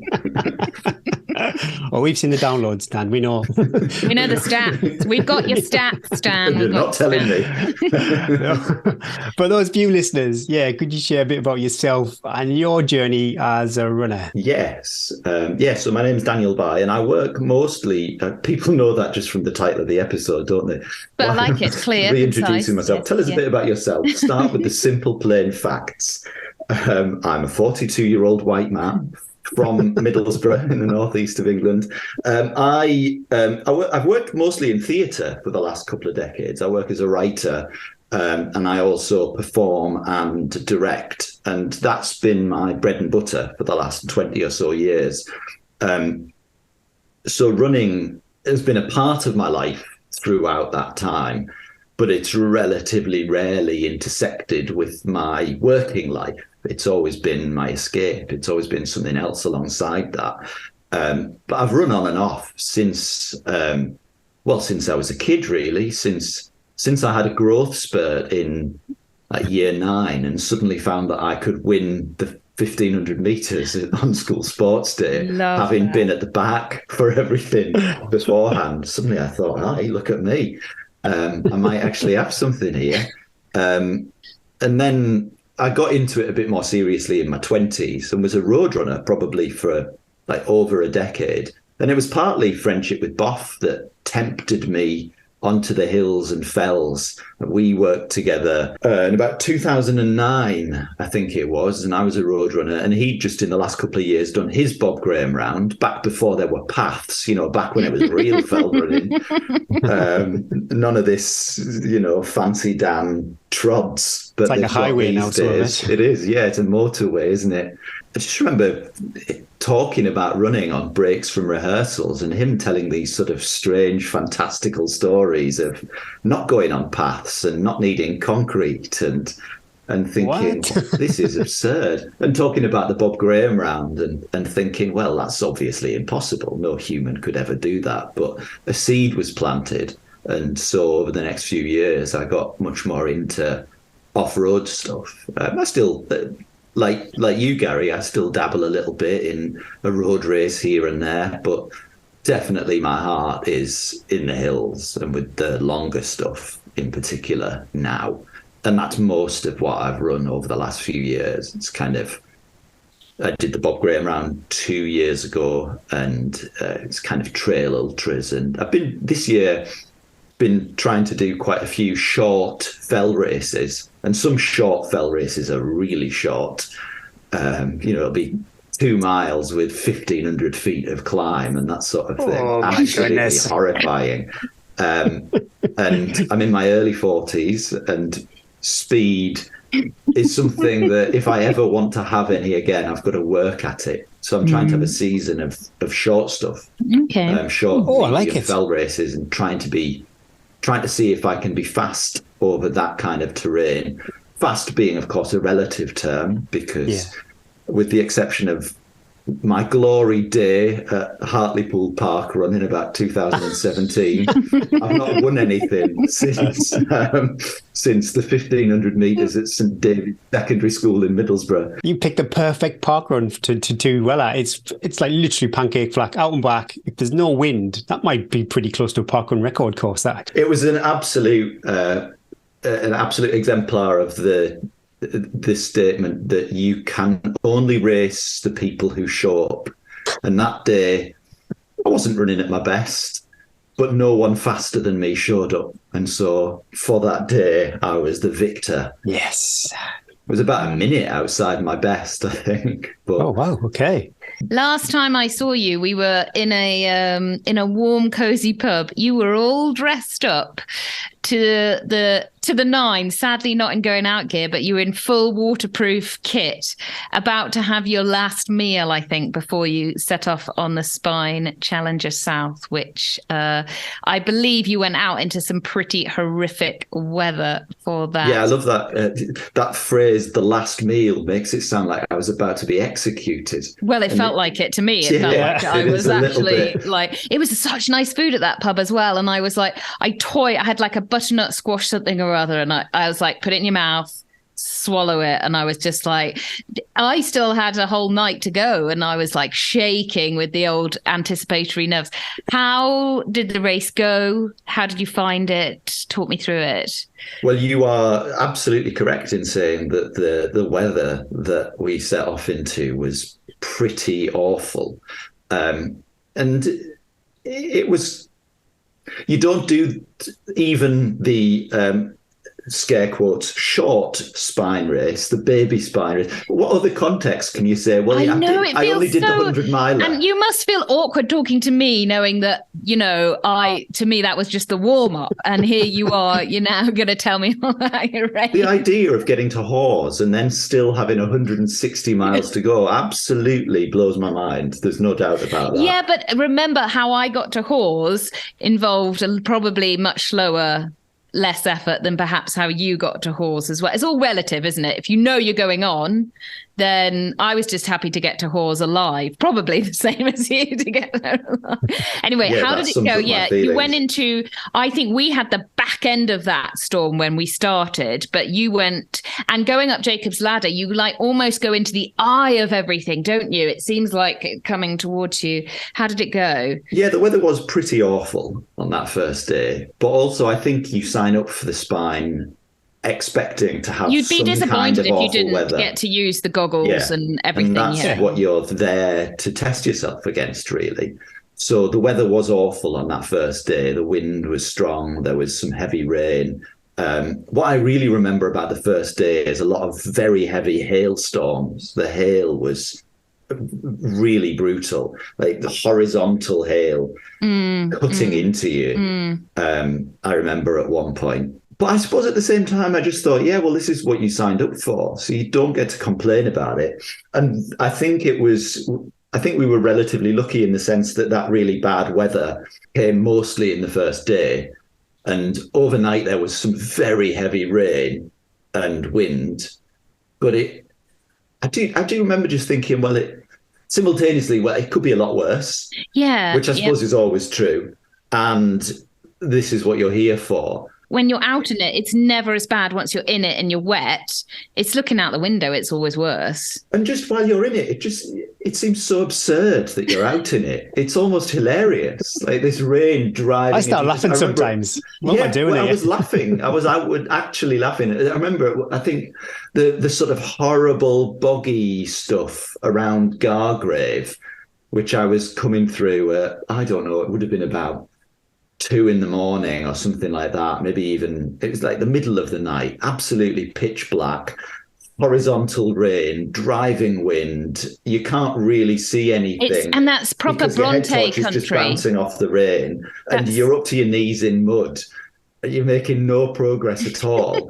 And the dropout rate in the Challenger was about 60%. And I can absolutely imagine why people would just think, well, this is horrible. Ridiculous. This is ridiculous. I'm not doing it. And I just remember thinking, this is ridiculous, but brilliant. I mean, what a wild adventure. And I think a big part of that for me was that I teamed up with another runner through the night section. We didn't deliberately, we didn't make a deal or sort of sign on for a period of time, but we found that we'd fallen into step it was probably only about 25 or 30 miles in. It was relatively early in the race, like mid-afternoon. And we ran together for about 60 miles. We ran together all the way to Malham, all through the night. We ran together for about 20 hours.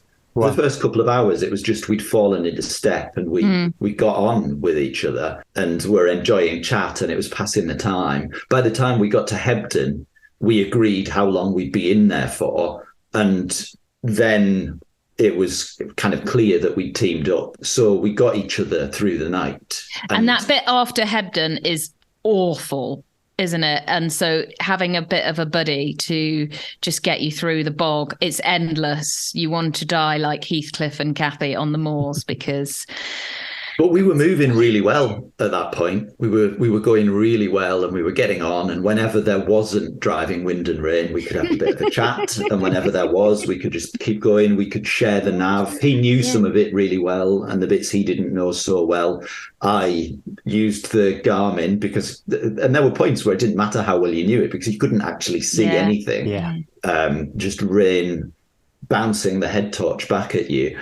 But then, so we ran together all the way through to Malham, and that made what I think would be really depressing. 16 hours of darkness is too much darkness, literally and metaphorically. And so by the time, and the sun came up as we came around Malham Tarn, which was just beautiful. Oh, magic. At one point, Alex, a shout out to Alex Sharp, by the way, what a legend. Just as we were approaching Malham, and I was really suffering at this point, I'd really lost it a little bit. And he just said, turn your head torch off. And I thought, well, hang on, you went, hang on. Have you gone? So I turned my head torch off, and it was just the light of the sun starting to come up and bouncing off the snow around the tarn. And it was just absolutely magical. And it was worth the whole night just for that. And then at Malham, it was obvious that he was much stronger than me at that point. He had much more left. And I'd made a series of stupid nutrition choices that meant I wasn't eating very well by this point, and there's still... It's only mile 90.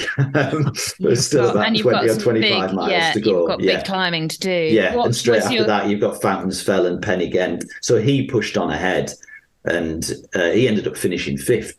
Really, really placed well, really strong runner. I think he put about another 2 hours into me just between Malham and the end. Do you think that was nutrition-wise? I think nutrition was a big part of it. Yeah. What was the nutrition error, Dan? It wasn't one big thing. It was lots of little things. So, for example, something that is a big go-to for me when I just need a quick boost is fruit pastels. But fruit pastels that have gone frozen take forever. So normally you can put 4 fruit pastels in your mouth and they'll it's like magic. In fact, on that leg 3 recce on Friday, I watched someone come back from the dead with 5 fruit pastels. I've never seen a miracle like it. Honestly, I think it should be... that's blasphemous. I won't get into that. I'll upset people. It just takes forever to eat a single fruit pastel. And the effort of chewing it, it's more like a gobstopper. I had roasted some nuts, but I'd slightly over roasted them. So whenever I put a handful of them in my mouth, I was like, oh my goodness, you're gagging them. Stuck in the back of my throat. But one of the big things was that dehydrated meals are a big deal on the spine. There are 2 or 3 places between Hebden and the end where you can get someone to pour some hot water on your dehydrated meal and get 600 calories down you. You know, it's 2 hours worth of eating. So I brought 2 dehydrated meals that I'd had on camping trips in the past and really, really enjoyed. Just before Pin or Beacon, Liversidge, is it? No, not Liversidge, Lothersdale. Oh, yeah, Lothersdale. Someone, there's a sort of a little pop-up tent there where they'll give you some rice pudding and jam, and also pour some hot water on your meal. And I had 1 spoonful of it and just was like, this is spicy. It's horrible. My body just rejected it. Absolutely. It's not particularly spicy, but my body didn't want that.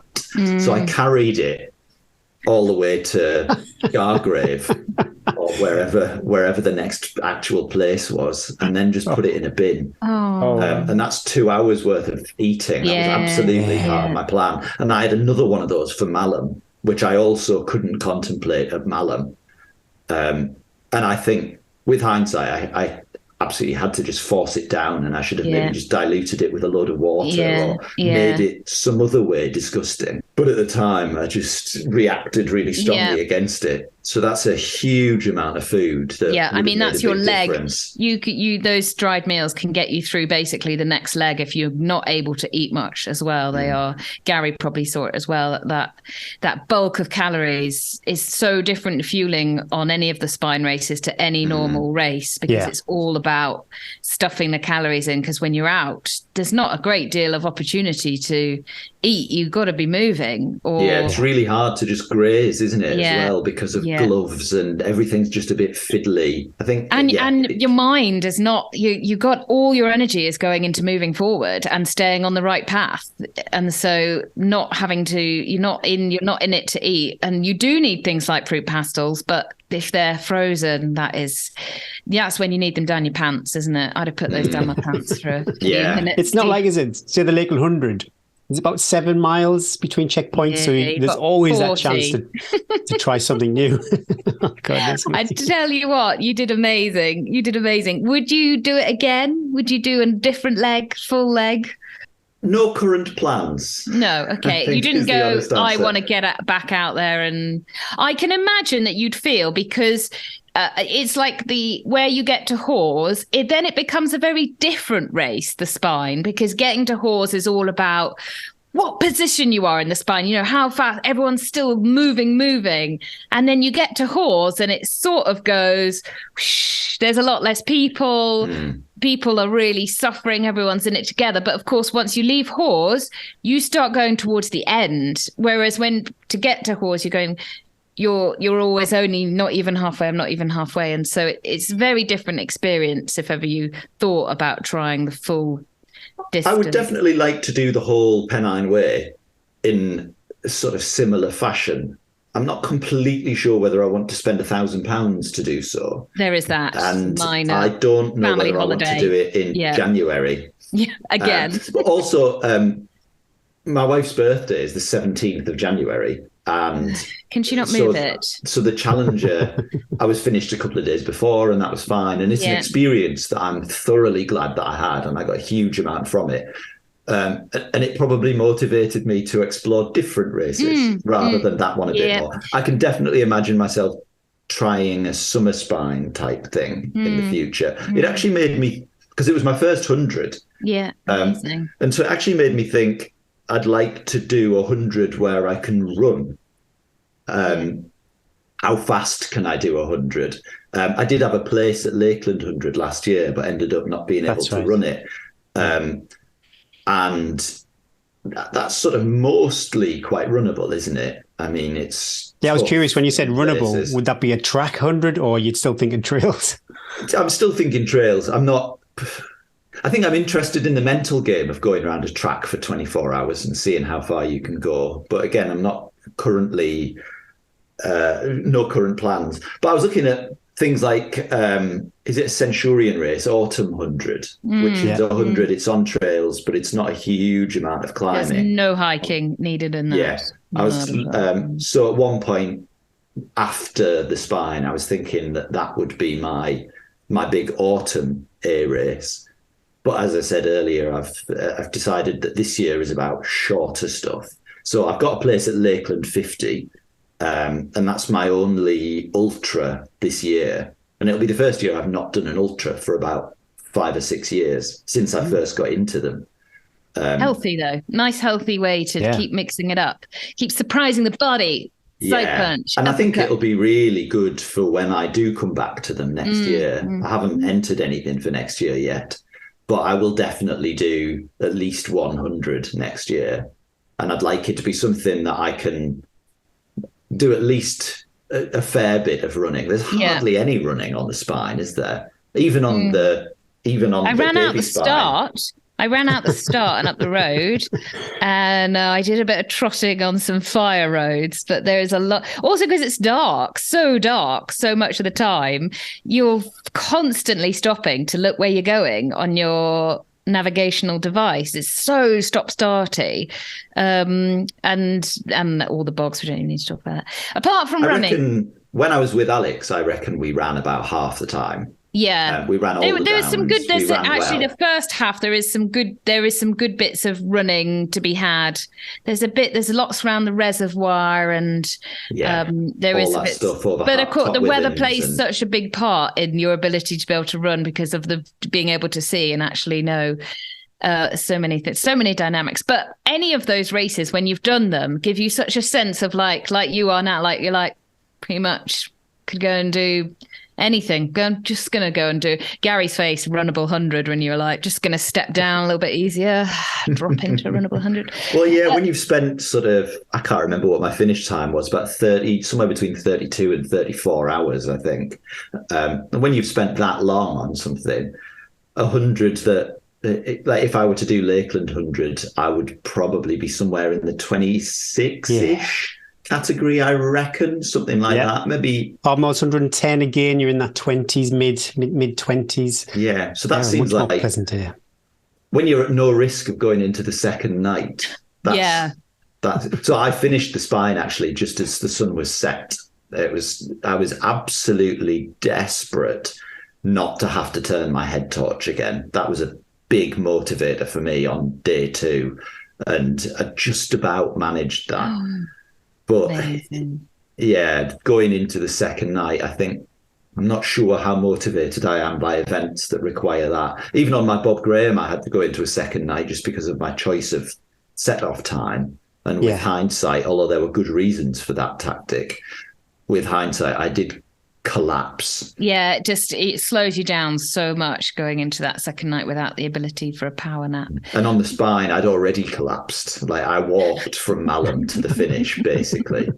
I ran very little over the last 25 miles. On the Cam High Road, that's miserable place to be walking. I tell you what, though, it was beautiful. Like that was the saving grace. It was incredibly cold, but it was a completely blue sky. The weather couldn't have been more different the day before. It was stunning. You were doing it in daylight too, because I did it in pitch black, so I had no idea what it looked like. Well, I've seen pictures of it now, so you could actually see the road going on and on, whereas I just kept... I love this. So many people, like two people and just different experiences of the same race. Like something like Lakeland 100, there's going to be, obviously, the people who are right at the back of the field are going to experience it differently. But fundamentally, we'd spend a good chunk of the time on course in daylight at the same time as everybody else. Fantastic, Daniel. We're going to have a hard pivot. Shall we go? Yeah, sorry. Otherwise, we're going to just talk. Well, last time we met up was on High Cup Nick. We did a Fox and Hound style Manhunt game. Yeah, that was a very cold day. We'll pop a link in the show notes to what we're going to have a chat about. So if people are wondering what the hell we're talking about, but could you explain the concept of the project and its connection, I suppose, between what we did and climate anxiety? Yeah. So I guess the background to it, and there's a bit about this in the edit of the film that's one edit after the version of it that you've seen at this point, because we felt it was missing a little bit of this context. But the academic Jonathan Westaway, who's at UCLan in Preston, came to me with this idea about manhunting games. These are these absolutely fantastic. Some people will be familiar with them, and anyone who was in the Scouts will be familiar with wide games more generally, like capture the flag type games and that sort of thing. I just love them. I absolutely love them. Such fun. and they're basically running games played for a reason other than to get to the end first. There's a team element or a competitive element of a different kind. And these manhunting games and fox and hounds type games in particular were massively played during the sort of late Victorian and Edwardian era in this country. And Jonathan he's got this theory that the ways that they were played and the people by whom they were played, crucially, shows that it reflects a kind of anxiety about the end of empire. These people playing these games are sort of playing out a sense of anxiety about their loss of a role in the world, or this loss of a sense of purpose. I mean, the heart bleeds, doesn't it, for these people no longer being able to oppress the people of India and so on. But anyway, that's sort of part of Jonathan's thinking about it. And so we had this long conversation about these. And at one point he said, what would it be like to or what would a game look like if it was devised to be played out in a similar way and to be fun and enjoyable and outdoors in the same way? But it was about trying to reflect contemporary anxieties about climate change or resource depletion. And what would it be like if there was more of a collaborative rather than a competitive element? And that just lodged this thought with me. And so we developed this game, which was about a team of people, a team of runners trying to escape from one chasing runner and try and get as many of that team as possible to safety.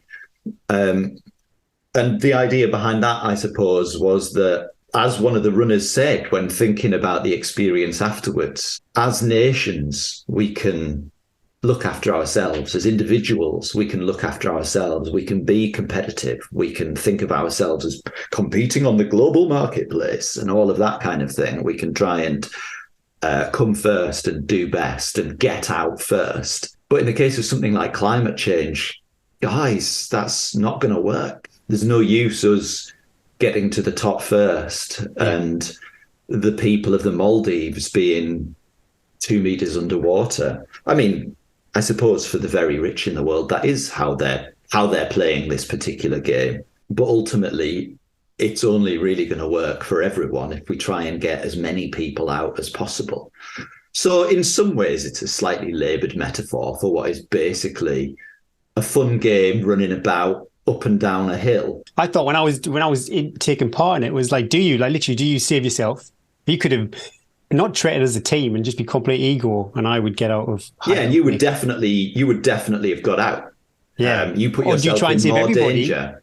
Yeah, but do you try and save everybody at the risk of complete failure, or do you have a few sacrificial lambs? I think you had a sacrificial lamb quite early on, didn't you? You all went off one for all until you realised that. Yeah, the plan evolved mid-race, I think. Well, I suppose the thing in that case, we could get into what this might mean in terms of the overall metaphor, but just purely in the case of the gameplay, it was simply impossible for the front runner to get back quickly enough to save the back marker. I suppose if we are laboriously trying to do climate change metaphors, I suspect that there are some island nations for whom it's already too late, even if the front runner, as the incredible Connie Hurton did in our playing of this game, even if the front runner gives it absolutely everything to save everyone behind her. If anybody wants to watch some descendant skills, watch this film just for that. Connie shot down that cliff. It was amazing. Technical ability to descend well via a variety of techniques, including some of the best bum sliding I've ever seen. She's got the scars to prove it, though. Wow. Yeah, but it was absolutely incredible to witness. But yes, I did find that I caught up with the back marker, and I suppose having thought about how the game was going to play out in advance, what I didn't know was what the various speeds were going to be of all of the runners in the game. it was perfectly possible that it was going to be a team full of people that I would never see again. Yeah. As it happened, I caught up with the back marker fairly quickly, because a decent runner, good longer distance runner, but he struggled on a very technical descent, very, very steep descent. And it was just a bit out of his experience and so a little bit out of his comfort zone. And I think, if I'm being completely honest, I could have caught the next runner, but I just held back a little bit because I thought it would look good in the film. A bit of jeopardy. I could have just, I could have just picked him up. But that, we've heard all this. I hear all this from Gary every week. Oh, I could have won. I could have done this. What is the purpose of the film? Where are you thinking people are going to be? Who's the audience going to be? What's the sort of big message you're trying to get across? Well, we'll enter it for festivals and things, so hopefully it will end up in one of those contexts. But in the meantime, it seemed silly to, like, we could just keep it to ourselves for months until Kendall or Shaff or whoever say that they'd like to show it. But in practice, having screened it online is no impediment to it turning up somewhere like that. So it seemed like a good idea to just get it seen as widely as possible. My hunch is it's not going to have like a huge, it's not going to end up at Cannes. It's going to be seen by people who watch running films on YouTube. It's going to be seen by people who have already got an interest in some of the issues. Hopefully it'll provide fuel for thinking about some of those issues a little bit differently.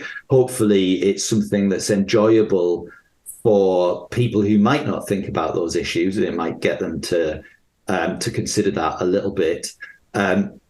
It's beautiful too. Fundamentally, and I mean, it just looks stunning. So I think people and the music, as ever, any of your productions, the music is always incredible that threads through it. I think it would be a great resource for a primary school of watching the video and then you just getting the kids talking about, and they would go off on, you'd love it, Daniel, they'd go off on all sorts of tangents of what it means, but you could have so many different discussions that could lead to all sorts of other different things as well, couldn't you? Because you've got the sport and the PE and the history of sport and games in England there, and then you could also bring in geography and the history. It would be a great opener for all sorts of kids discussions, or if you've got kids and you're a keen runner and you could show it to kids as well, to sort of to prompt that discussion and get them thinking outside the box, which is what I love with films like that. It's like I never expected the pivot of it in the middle to go, oh yeah, I was just watching it, enjoying Hike Up Nick. We almost have pushed the planet to the brink before we all really, hopefully, start to communicate. And what is fundamental, I think, this is why I can't understand why people don't come together. We need the planet, fundamentally. However much we do as individuals, it doesn't need us. So ultimately, it is in our interest, to protect what we've got. Well, absolutely. And people talk about saving the planet, but actually the planet's going to be fine. Yeah. The planet will be better off without us. Yeah, you're right. That's very good. So it is very much about the future of humanity on the planet. And it seems at the moment that quite a lot of humanity is like, well, we might as well enjoy the party while it lasts. But the end of the party and the come down is going to be pretty horrendous. Yeah. And this could all make it sound like the film is a sort of browbeating No, it's not. lecture. And it really isn't. I want to give a shout out to Bevis Bowden, who's the cinematographer, fantastic cinematographers. It looks beautiful. And Nick Franklin, who wrote the music. Who've just done beautiful work in kind of making it come together as a documentary, as an artwork. I think it looks and sounds fantastic, and I think it can be enjoyed simply on that aesthetic level. And a great game as well. Great game. If you happen to be a running club coach, I know there's people out there that do, and you want to mix it up a bit, a great way to get all sorts of abilities, or you could have you could have all sorts of different rules, but you could run with lots of people, or you could run with 3 people. And you could do it on any terrain. It could be done around the track. Doesn't need to be. It was great. Yeah, it doesn't need to be like down a sheer cliff face and up a boulder field. I love it. We just thought that would look good in a film. And, and be a lot of fun. Yeah, it looks amazing. So what's next for you, Daniel? We've talked about a bit about your running this year, getting speedy, getting fast. What about work? Well, there's another film coming out at the same time as this one. So on the 8th of June, they'll both premiere. And they'll both be up on my YouTube channel. So I guess both of those are the thing that's coming up. But it's mostly writing projects for me at the moment. I've just finished writing the first draft of a version of Robin Hood, which will hopefully be on at the end of next year. Do you need a Maid Marian? Because I think I could do it. How many musical instruments do you play? Oh, I can definitely offer the recorder. She does a good Kate Bush impression. If you need Kate Bush. Yep. Does she speak lots of languages? Because my accents, I can do a range all in one sentence. I will say that I think they're all going to be teenagers. But I'll get the casting director to make sure your agent receives the call out. Don't call us. Don't call us. Is it film? Is it? It's theatre. It's a theatre project. Yeah. Okay. Yeah. So it'll be it's like a family Christmas show, a sort of slightly wild version of a family Christmas show. And I probably shouldn't say yet where it's been commissioned by, just in case they read this first draft, which I've sent to them but not heard back yet. And they think, oh my God, what's he done? Fingers crossed, Daniel. By the time this podcast comes out, I'll be looking for another home for it. So that's a writing project that'll be ongoing throughout at least the rest of this year and hopefully into next if they like what I'm doing. And I'm also working on a new solo storytelling type theatre show, which currently has the title of Imaginary Friends, and it's probably another sort of I'm a bit apocalyptic at the moment. Found your niche. A little bit, yeah. People love it. People love a bit of apocalypse. That's what really shifts numbers. Dystopia. Yeah. So that's hopefully going to be on around about 10 months from now. And it'll be a similar structure to These Hills Are Ours. It'll premiere somewhere and do a week or two of a run there, and then it'll go out on tour. So that may well be on tour through the course of next year and the year after. It'll probably have a completely different title and concept by the time it's finished. But in theory, look out for Imaginary Friends. And do you know off the top of your head any of your last couple of dates for These Hills Are Ours? Because I just know that there'd be people listening that if they didn't catch your show before would be keen to... I don't, but it is possible that by the time this podcast comes out, they'll be up on my website. They're not on sale yet. They're all Yorkshire. I do know that. There's Otley and Hebden Bridge and somewhere in Leeds, Farsley in Leeds. They're all places that just for one reason or another, we know we've got an audience there, but we didn't manage to go and have a shower at the end of the day as well. Last time. Yeah, and especially at Otley, we'll stay at Boff's house and we'll manage to get a wash. Awesome. Can you buy the music that goes along with those tours? Have you got a CD or... Why, thank you for asking. Yes, you can, and yes, we do. So you can buy the CDs. It's a beautiful thing, actually. It's a really nicely designed little booklet. So it's the CD, but it's also a version of the text of the show. So it's got some of the stories and it's got the lyrics of the songs in there as well. The record company is called No Masters. I can't remember the link, but if you just Google No Masters music, I'm pretty sure that site comes up and then it's in their catalogue. You can also find it via my website, which at the time of speaking is horrendously out of date. But, I thought mine is too. I get messages every week saying, Eddie, your website's out of date. I'm like, it's on the to-do list, but I'm afraid it's down there with tax returns. Well, I'll definitely update it once we've got these dates confirmed and on sale, and hopefully that'll be in the next couple of weeks. But the link to buying the CD is up there, and links to film projects are up there on the homepage as well. So that's danielby.co.uk. That's the one-stop shop for Let's crash it. all We'll of my crash that releases website. Podcast and all the goes things out. I was doing last year as well, when I last updated the website. Yeah.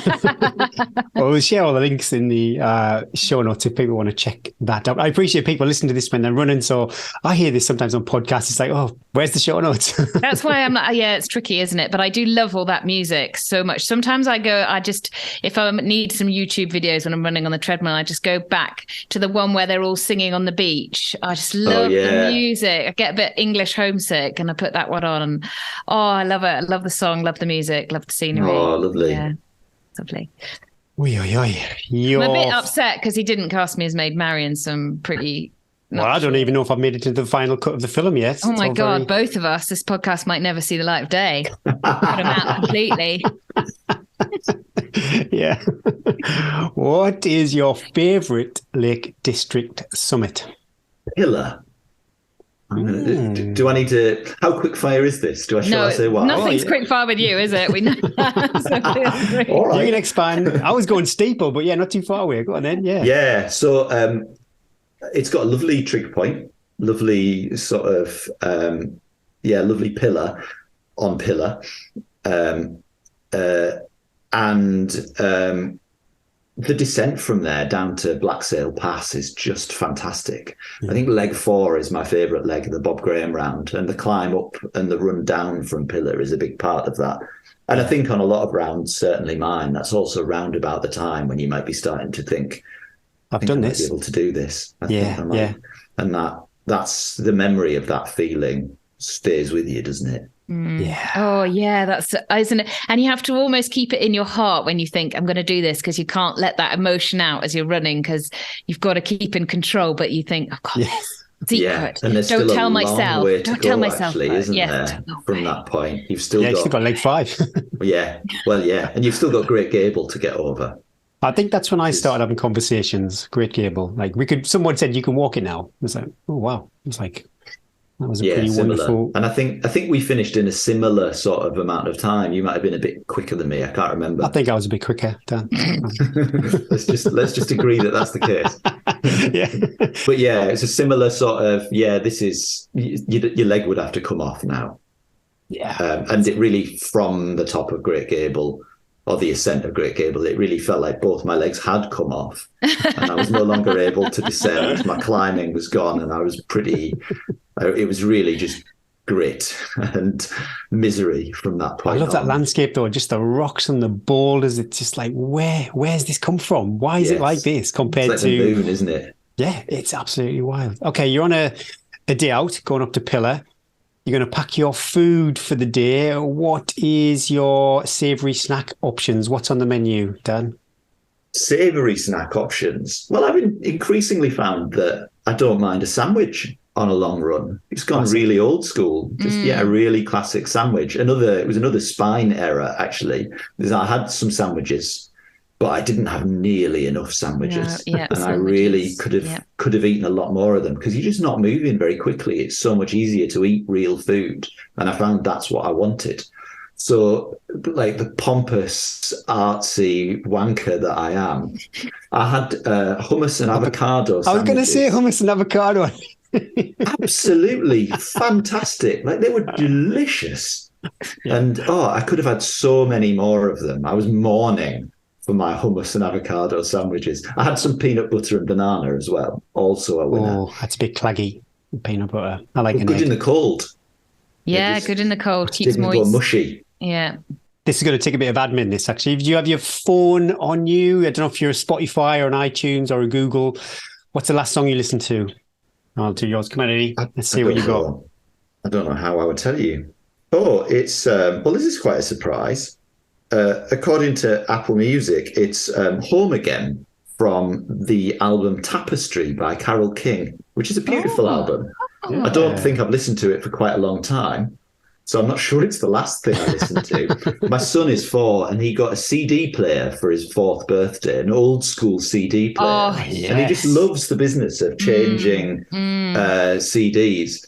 So I'm pretty sure, because we get it about 5 times a day, I'm pretty sure that the last song I listened to will have been Another One Bites the Dust by Queen, which he's Ooh, that's another good mystifyingly one. obsessed by. because they're just classics on CD. We still have a tape player because when I was growing up, I had, and people are gonna die if you had these. I had these storyteller tapes that you got with a magazine, and then you got a number on the story. If you know, you know. Anyway, I've still got them, and I invested in a tape player, and so I've listened to all the tapes, and now my littlest one is just going through them. It'll be the last one, but yeah, we still have tapes. All of them have survived, apart from tape 11, bit the dust. I miss the ritual, Yeah, because they have to turn physical record on, turn it over, fast CD forward, in, rewind. reading lyrics. You just skip. What's your song, Eddie? Mine is Dread and the Fugitive Mind by Megadeth. What have you got? I've got Tattoo by Loreen, and that's my littlest girl as well, who's, the one, it's the Eurovision winner. And she's created a very inappropriate dance routine for a 7-year-old to the song. I love it. Okay. Have you ever failed a kid check? No, I've worried about it a couple of times. Wasn't sure whether my gas canister for the spine was, strictly speaking, full. And I don't know how they would have tested that. So that was a small worry. And I've got a couple of different sets of waterproofs. I've got, proper waterproofs for when I think I'm going to actually need them. And I've got some fairly light, very light waterproofs. Splash-proof. that I take because I have to take some waterproofs, but I wouldn't really want to use them. And they've got some rips and gouges in them, which I've taped up. And so now every time when I turn up with those, I'll bring the real waterproofs just in case they fail water. Yeah, but they're so much lighter. Yeah, I've got if some it's just a 90-minute fell race or something like that. Yeah, I don't care how wet it is. I'm not going to put them. I'm only going to put them on if I'm in serious trouble. Yeah, I hear you. And then I think I'm going to be soaking wet through anyway by that point. Do you have a favourite childhood game that you wish you still played? I suppose it's probably informed by the context of the conversation we've just had, but I was in the Cubs and the Scouts, and I really fondly remember playing what we would call wide games. I don't know if that's a sort of common term, but those kind of big outdoor games, capture the flag type games, I can remember just 2 or 3 occasions with the Cubs being out in what felt like a vast expanse of outdoor area and sneaking and creeping around, and then sudden bursts of running. Like outdoor laser quest is how I thought of it at the time. Yeah. But actually so much more memorable than however thrilling laser quest was when you were 11. So much more thrilling than any of those. I used to love playing when I was a PE teacher, and I actually wrote a scheme of work to pass Ofsted based on capture the flag, because when you had a tricky group of kids that didn't want to play hockey, they didn't want to play netball, but you have to play an invasion game to tick off the national curriculum. So I was like, right, I'll raise my game. So I wrote this whole 6-week block of work, but it was the best way to involve everybody in a game that they didn't think that they were exercising really, and they were more interested in. And the kids that didn't really want one, they spent their time around the base protecting the flags and doing stuff that I just would be. Yeah, and they're still, you can play to everyone's strengths. Yeah, you just play to your strengths, and I think it's a big loss to sports and stuff that those sort of games probably have died a little bit of a death, as well as lots of schools not having the space now to be able to play that sort of game. But yeah. Well, there is an increasing, and I guess not always inappropriate, concern with health and safety. Yeah, British Bulldog was banned, wasn't it? Because that was. I used to love British Bulldog. Yeah, but that kind of running about in the woods is obviously, a big part of it, and climbing trees and generally being out of the sight of all adult supervision. Yeah, but that's the basic bit. Yeah. Yeah, really hope that I'm trying to play that kind of game with my kids, and hope that it snags somewhere. I do that sort of game where I go, I'll give you 20 minutes head start, go and run away and hide, and then I come back inside and have a cup of tea and a bit of Instagram scroll, and then go, oh God, it's been an hour. It's like Sleeping Lions. That with the kids. Basically, you all lie down and be as quiet as possible. Every day, Daniel. My one's a teenager. I'm like, come on, let's get down. And I'm just going to sit here and finish reading this novel. Classic.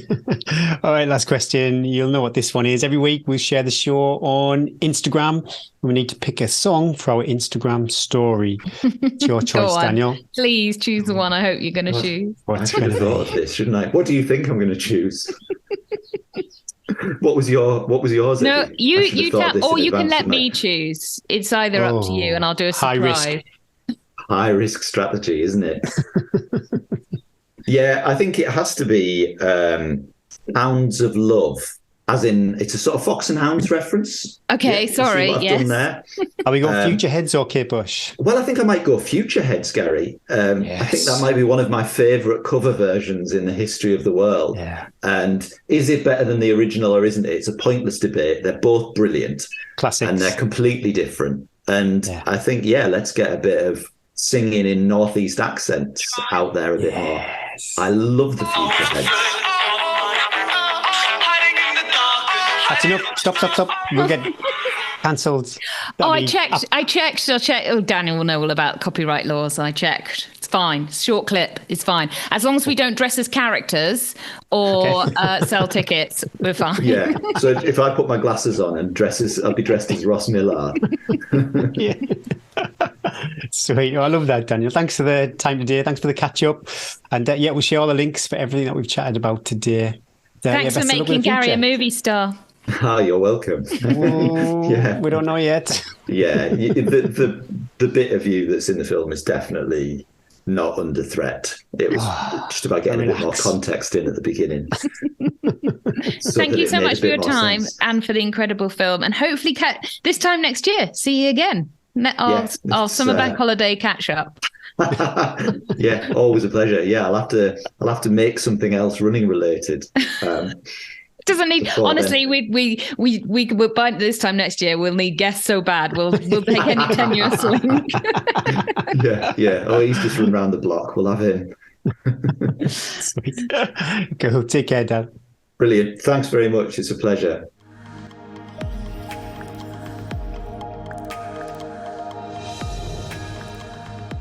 I can't believe I'm talking to a real life super movie star, heartthrob of the nation. If you you made it. If you haven't checked out the film, go and check it out on Daniel's YouTube channel. It's really good, as ever, like really thought provoking, and love the way he brought those concepts together. And well done, Gary, for getting involved in something a little bit outside your comfort zone. Oh, 100% outside my comfort zone. And it was really interesting because when I initially heard about the project, I thought, it'd be good. I'd love to support it, but I couldn't really connect what we were doing with climate crisis. But as the game played out and how we individually played the game, you could see a lot of connections between how we do it individually or as a group and how that impacts the climate. Yeah, it was fascinating. I hope you enjoyed it. I'll put a link in the show notes to the YouTube channel so you can check it out.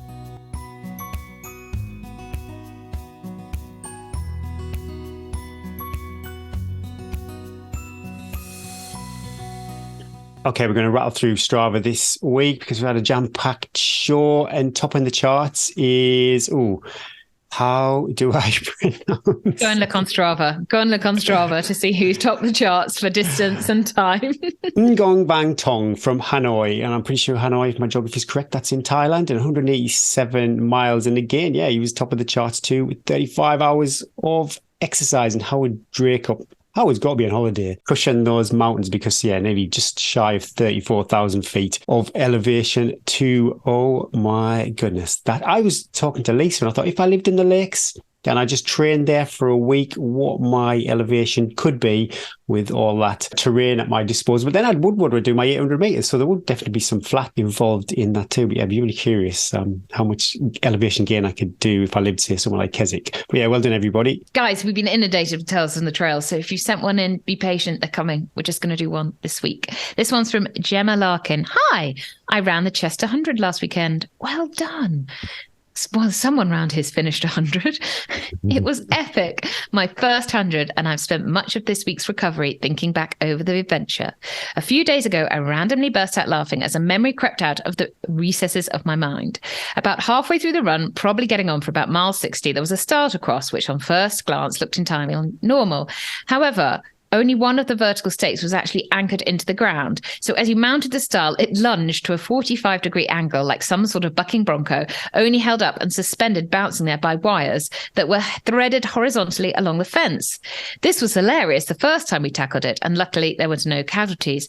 However, we came back through the same style of doom in the dead of night at around 90-ish miles, and legs were a lot more tired, as was the brain, which meant I wasn't quick enough to warn the runner in front of me as I saw them leap onto the stile in the darkness. Cue more hilarity. Luckily, no more injuries this time, but this time one of us had to attempt to use our full body weight to hold the stile upright while the other person did a sort of roll over the top of the stile with battered legs. How awful. Definitely would have won us £250 on You've Been Framed. All the best. Gemma, firstly, well done on the 100. Secondly, well done on negotiating the style of doom. So tricky to know. Why is there not a blueprint for styles and gates? Like, this is how you open gates. This is how it's so tough at that point in the there's race some as well. new ones on the South Downs Way where they've actually put bright yellow plastic on the bits you pull to open the gate, because sometimes you go up to gates and you're like, which bit do I pull to open this gate? It's like a puzzle. Where's the lever? I don't know if I'd have got over that style at 90 miles with it precariously. That's the sort of thing I'd have probably slide down and cried. There's some styles of Lake 100 as you're coming towards the end of it. I think is it past Chapel Style? And yeah, there's a couple of styles you go over there. Oh, wowzers, I hate them. Well, everyone was in a lot of pain by then too. So yeah, I feel your pain. Who'd like to win a Silver Trail Runner free ultra head torch? Oh, we would. I would. But we've got one. So you guys have to enter the competition. I used mine the weekend actually, and it was amazing. I think I got a 3.5 amp battery, and I was between 600 lumens and 400 lumens. I was flicking between the two top settings, and it lasted me from sundown to pretty much sun up, because I got home before it was completely sun up. I'm going to give mine a go. If it's our head torch of choice, Bryn and I definitely will be rocking some matching silver head torch action at Hot Trek. The nights are short. What I like though? What? I've got a head. Well, I've got a head torch, and I have to do certain types of pressing or keep it depressed for like 5 seconds to initiate a certain procedure. This was just on, like for each different brightness, you pressed it however many times, and it was just super simple. Get so confused, like the buttons of the other brands of head torches, when it's like push longer, push shorter, and then it starts flashing, then it starts flashing red, then you can't turn it off. Oh my god, I just want to turn this off. Then you have to sync it to your phone, and then you have to, oh my god, I just want to turn it off. I do not do that. I've not got, I know the Petzl app, I've not done that. No. Too much noise. Anyway, guys, go and check this out. We've got 2 silver head torches up for grabs. All you need to do is, and why would you not be, part of the Tea and Trails Facebook group, like and share the competition post. And here's the question. If you were grilled by Eddie and me and we asked for your Instagram story music choice, what would it be? If you win, we'll put you on our stories with a picture of you with the head torch on. Dreams. If you want to, you don't have to. We're not going to force you. Why wouldn't you? I don't get a head torch. Giving you a head torch with you could do better work. I'm in that sort of mood. Sorry, guys. This is a fantastic price and really generous of silver to supply such a great gift. So do like, share, and join in, or maybe point someone who is doing a race and they're going to need a head torch. 2 winners will be picked at random on the 19th of June and announced on episode 27. Angela Green commented that we should do a Tea and Trails playlist. So I'll do the Apple. I think we might have to do an Eddie Tea and Trails playlist and a Gary Tea and Trails playlist. No, everybody who enters all the Instagram story music. Oh, get it, love it. Yeah, but that's your job. Sounds like something we're going to do. If I get the time, Angela, I'll do it. Jeez. Right, Gary, we started this very tired and a bit down. Need a boost. Shall we boost? I might need a double boost. I'll read the first one out. Labrador Ryan on the 3rd of the 6th, 2023. Timely advice. I love the podcast. I'm quite new to ultras and today ran my full tilt ultra in Blair. Oh, Atoll Athol. Blair Athol, home of my in-laws. Oh, okay. That's in Scotland. And it was 36 miles, 6,300 feet of elevation. It's the classic, nearly the 2-to-1. I love that ratio for an ultra. Of ascent. Female winner, Nicola Dawson, friend of the show. Oh, wow. Yeah. Fantastic. Taking it to Monroe summits. It was really hot and climbing the second Monroe. I was struggling with fueling due to heat and was feeling very sick. And as if by magic, interview with Emma Stewart turned to what to do when it gets hard. This was a huge help and I managed to summit where there was some breeze to cool down. I got myself fueled up and went on to finish strongly. It never only gets worse. Thank you so much for the great content. Please keep up the good work. Thanks, Ryan. Awesome. Well done. In my case, it does get worse. In fact, it gets worse. But we'll take let's stay positive. Yeah.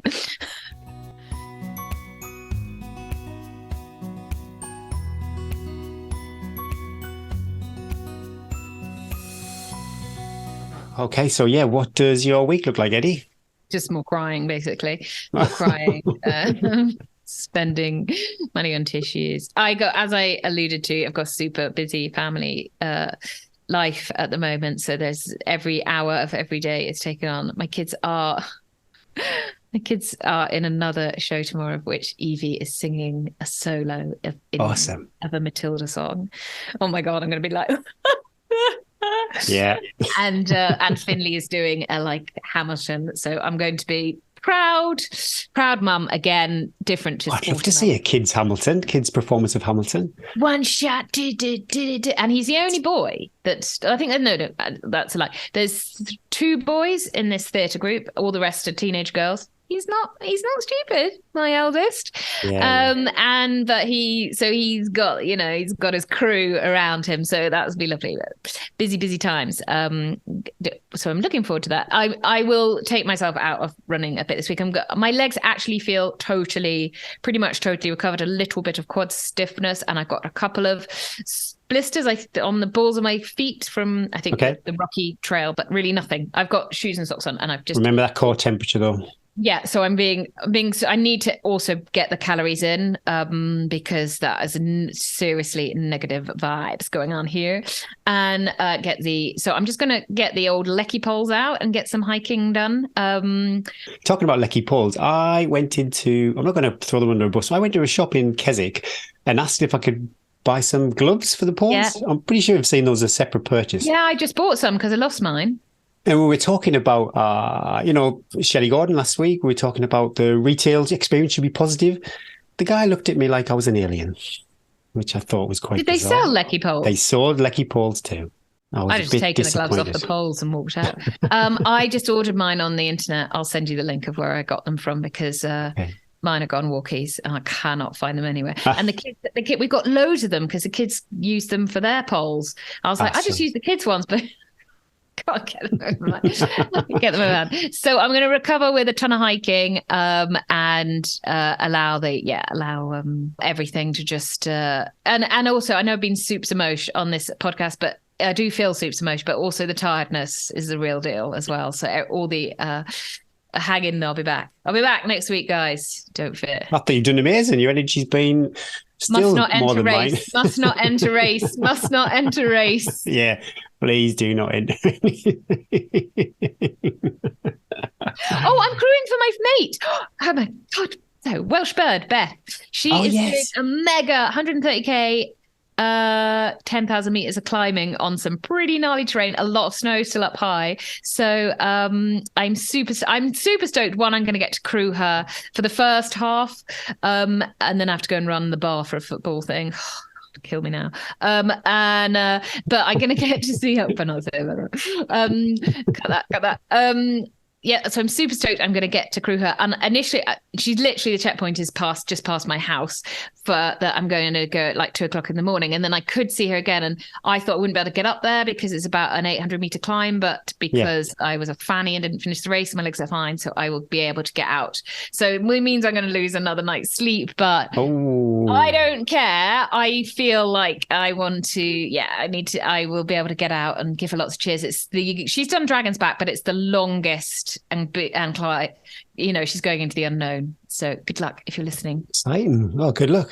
Do you want to know what I'm up to? Well, I don't know what I'm up to, actually. I've got such a busy week again, and I had the long weekend, so that everything I was supposed to do in a 5-day week is now going to try and do it in a 3-day week. So honestly, if I'm being super mature, I'm not too sure how much running I'm going to get done at all. It might just be Rex jogs.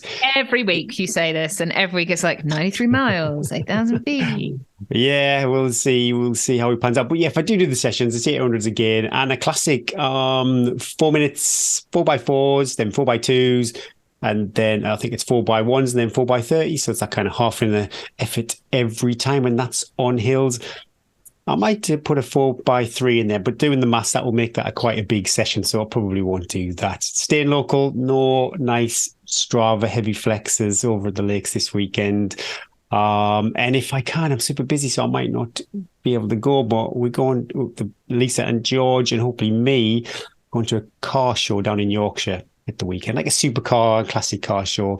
So that should be quite nice, but I might just be stuck in the workshop building donation boxes. So keep that money rolling in, Gary. Someone's got to pay for those vapor flies. Pay for the big bucks. I wish, yeah, if only. Right, that really is enough. Gosh, thanks everyone. Thanks for bearing with us. This episode 26 will go down in the record books as the one where Eddie cried and Gary looked awkward.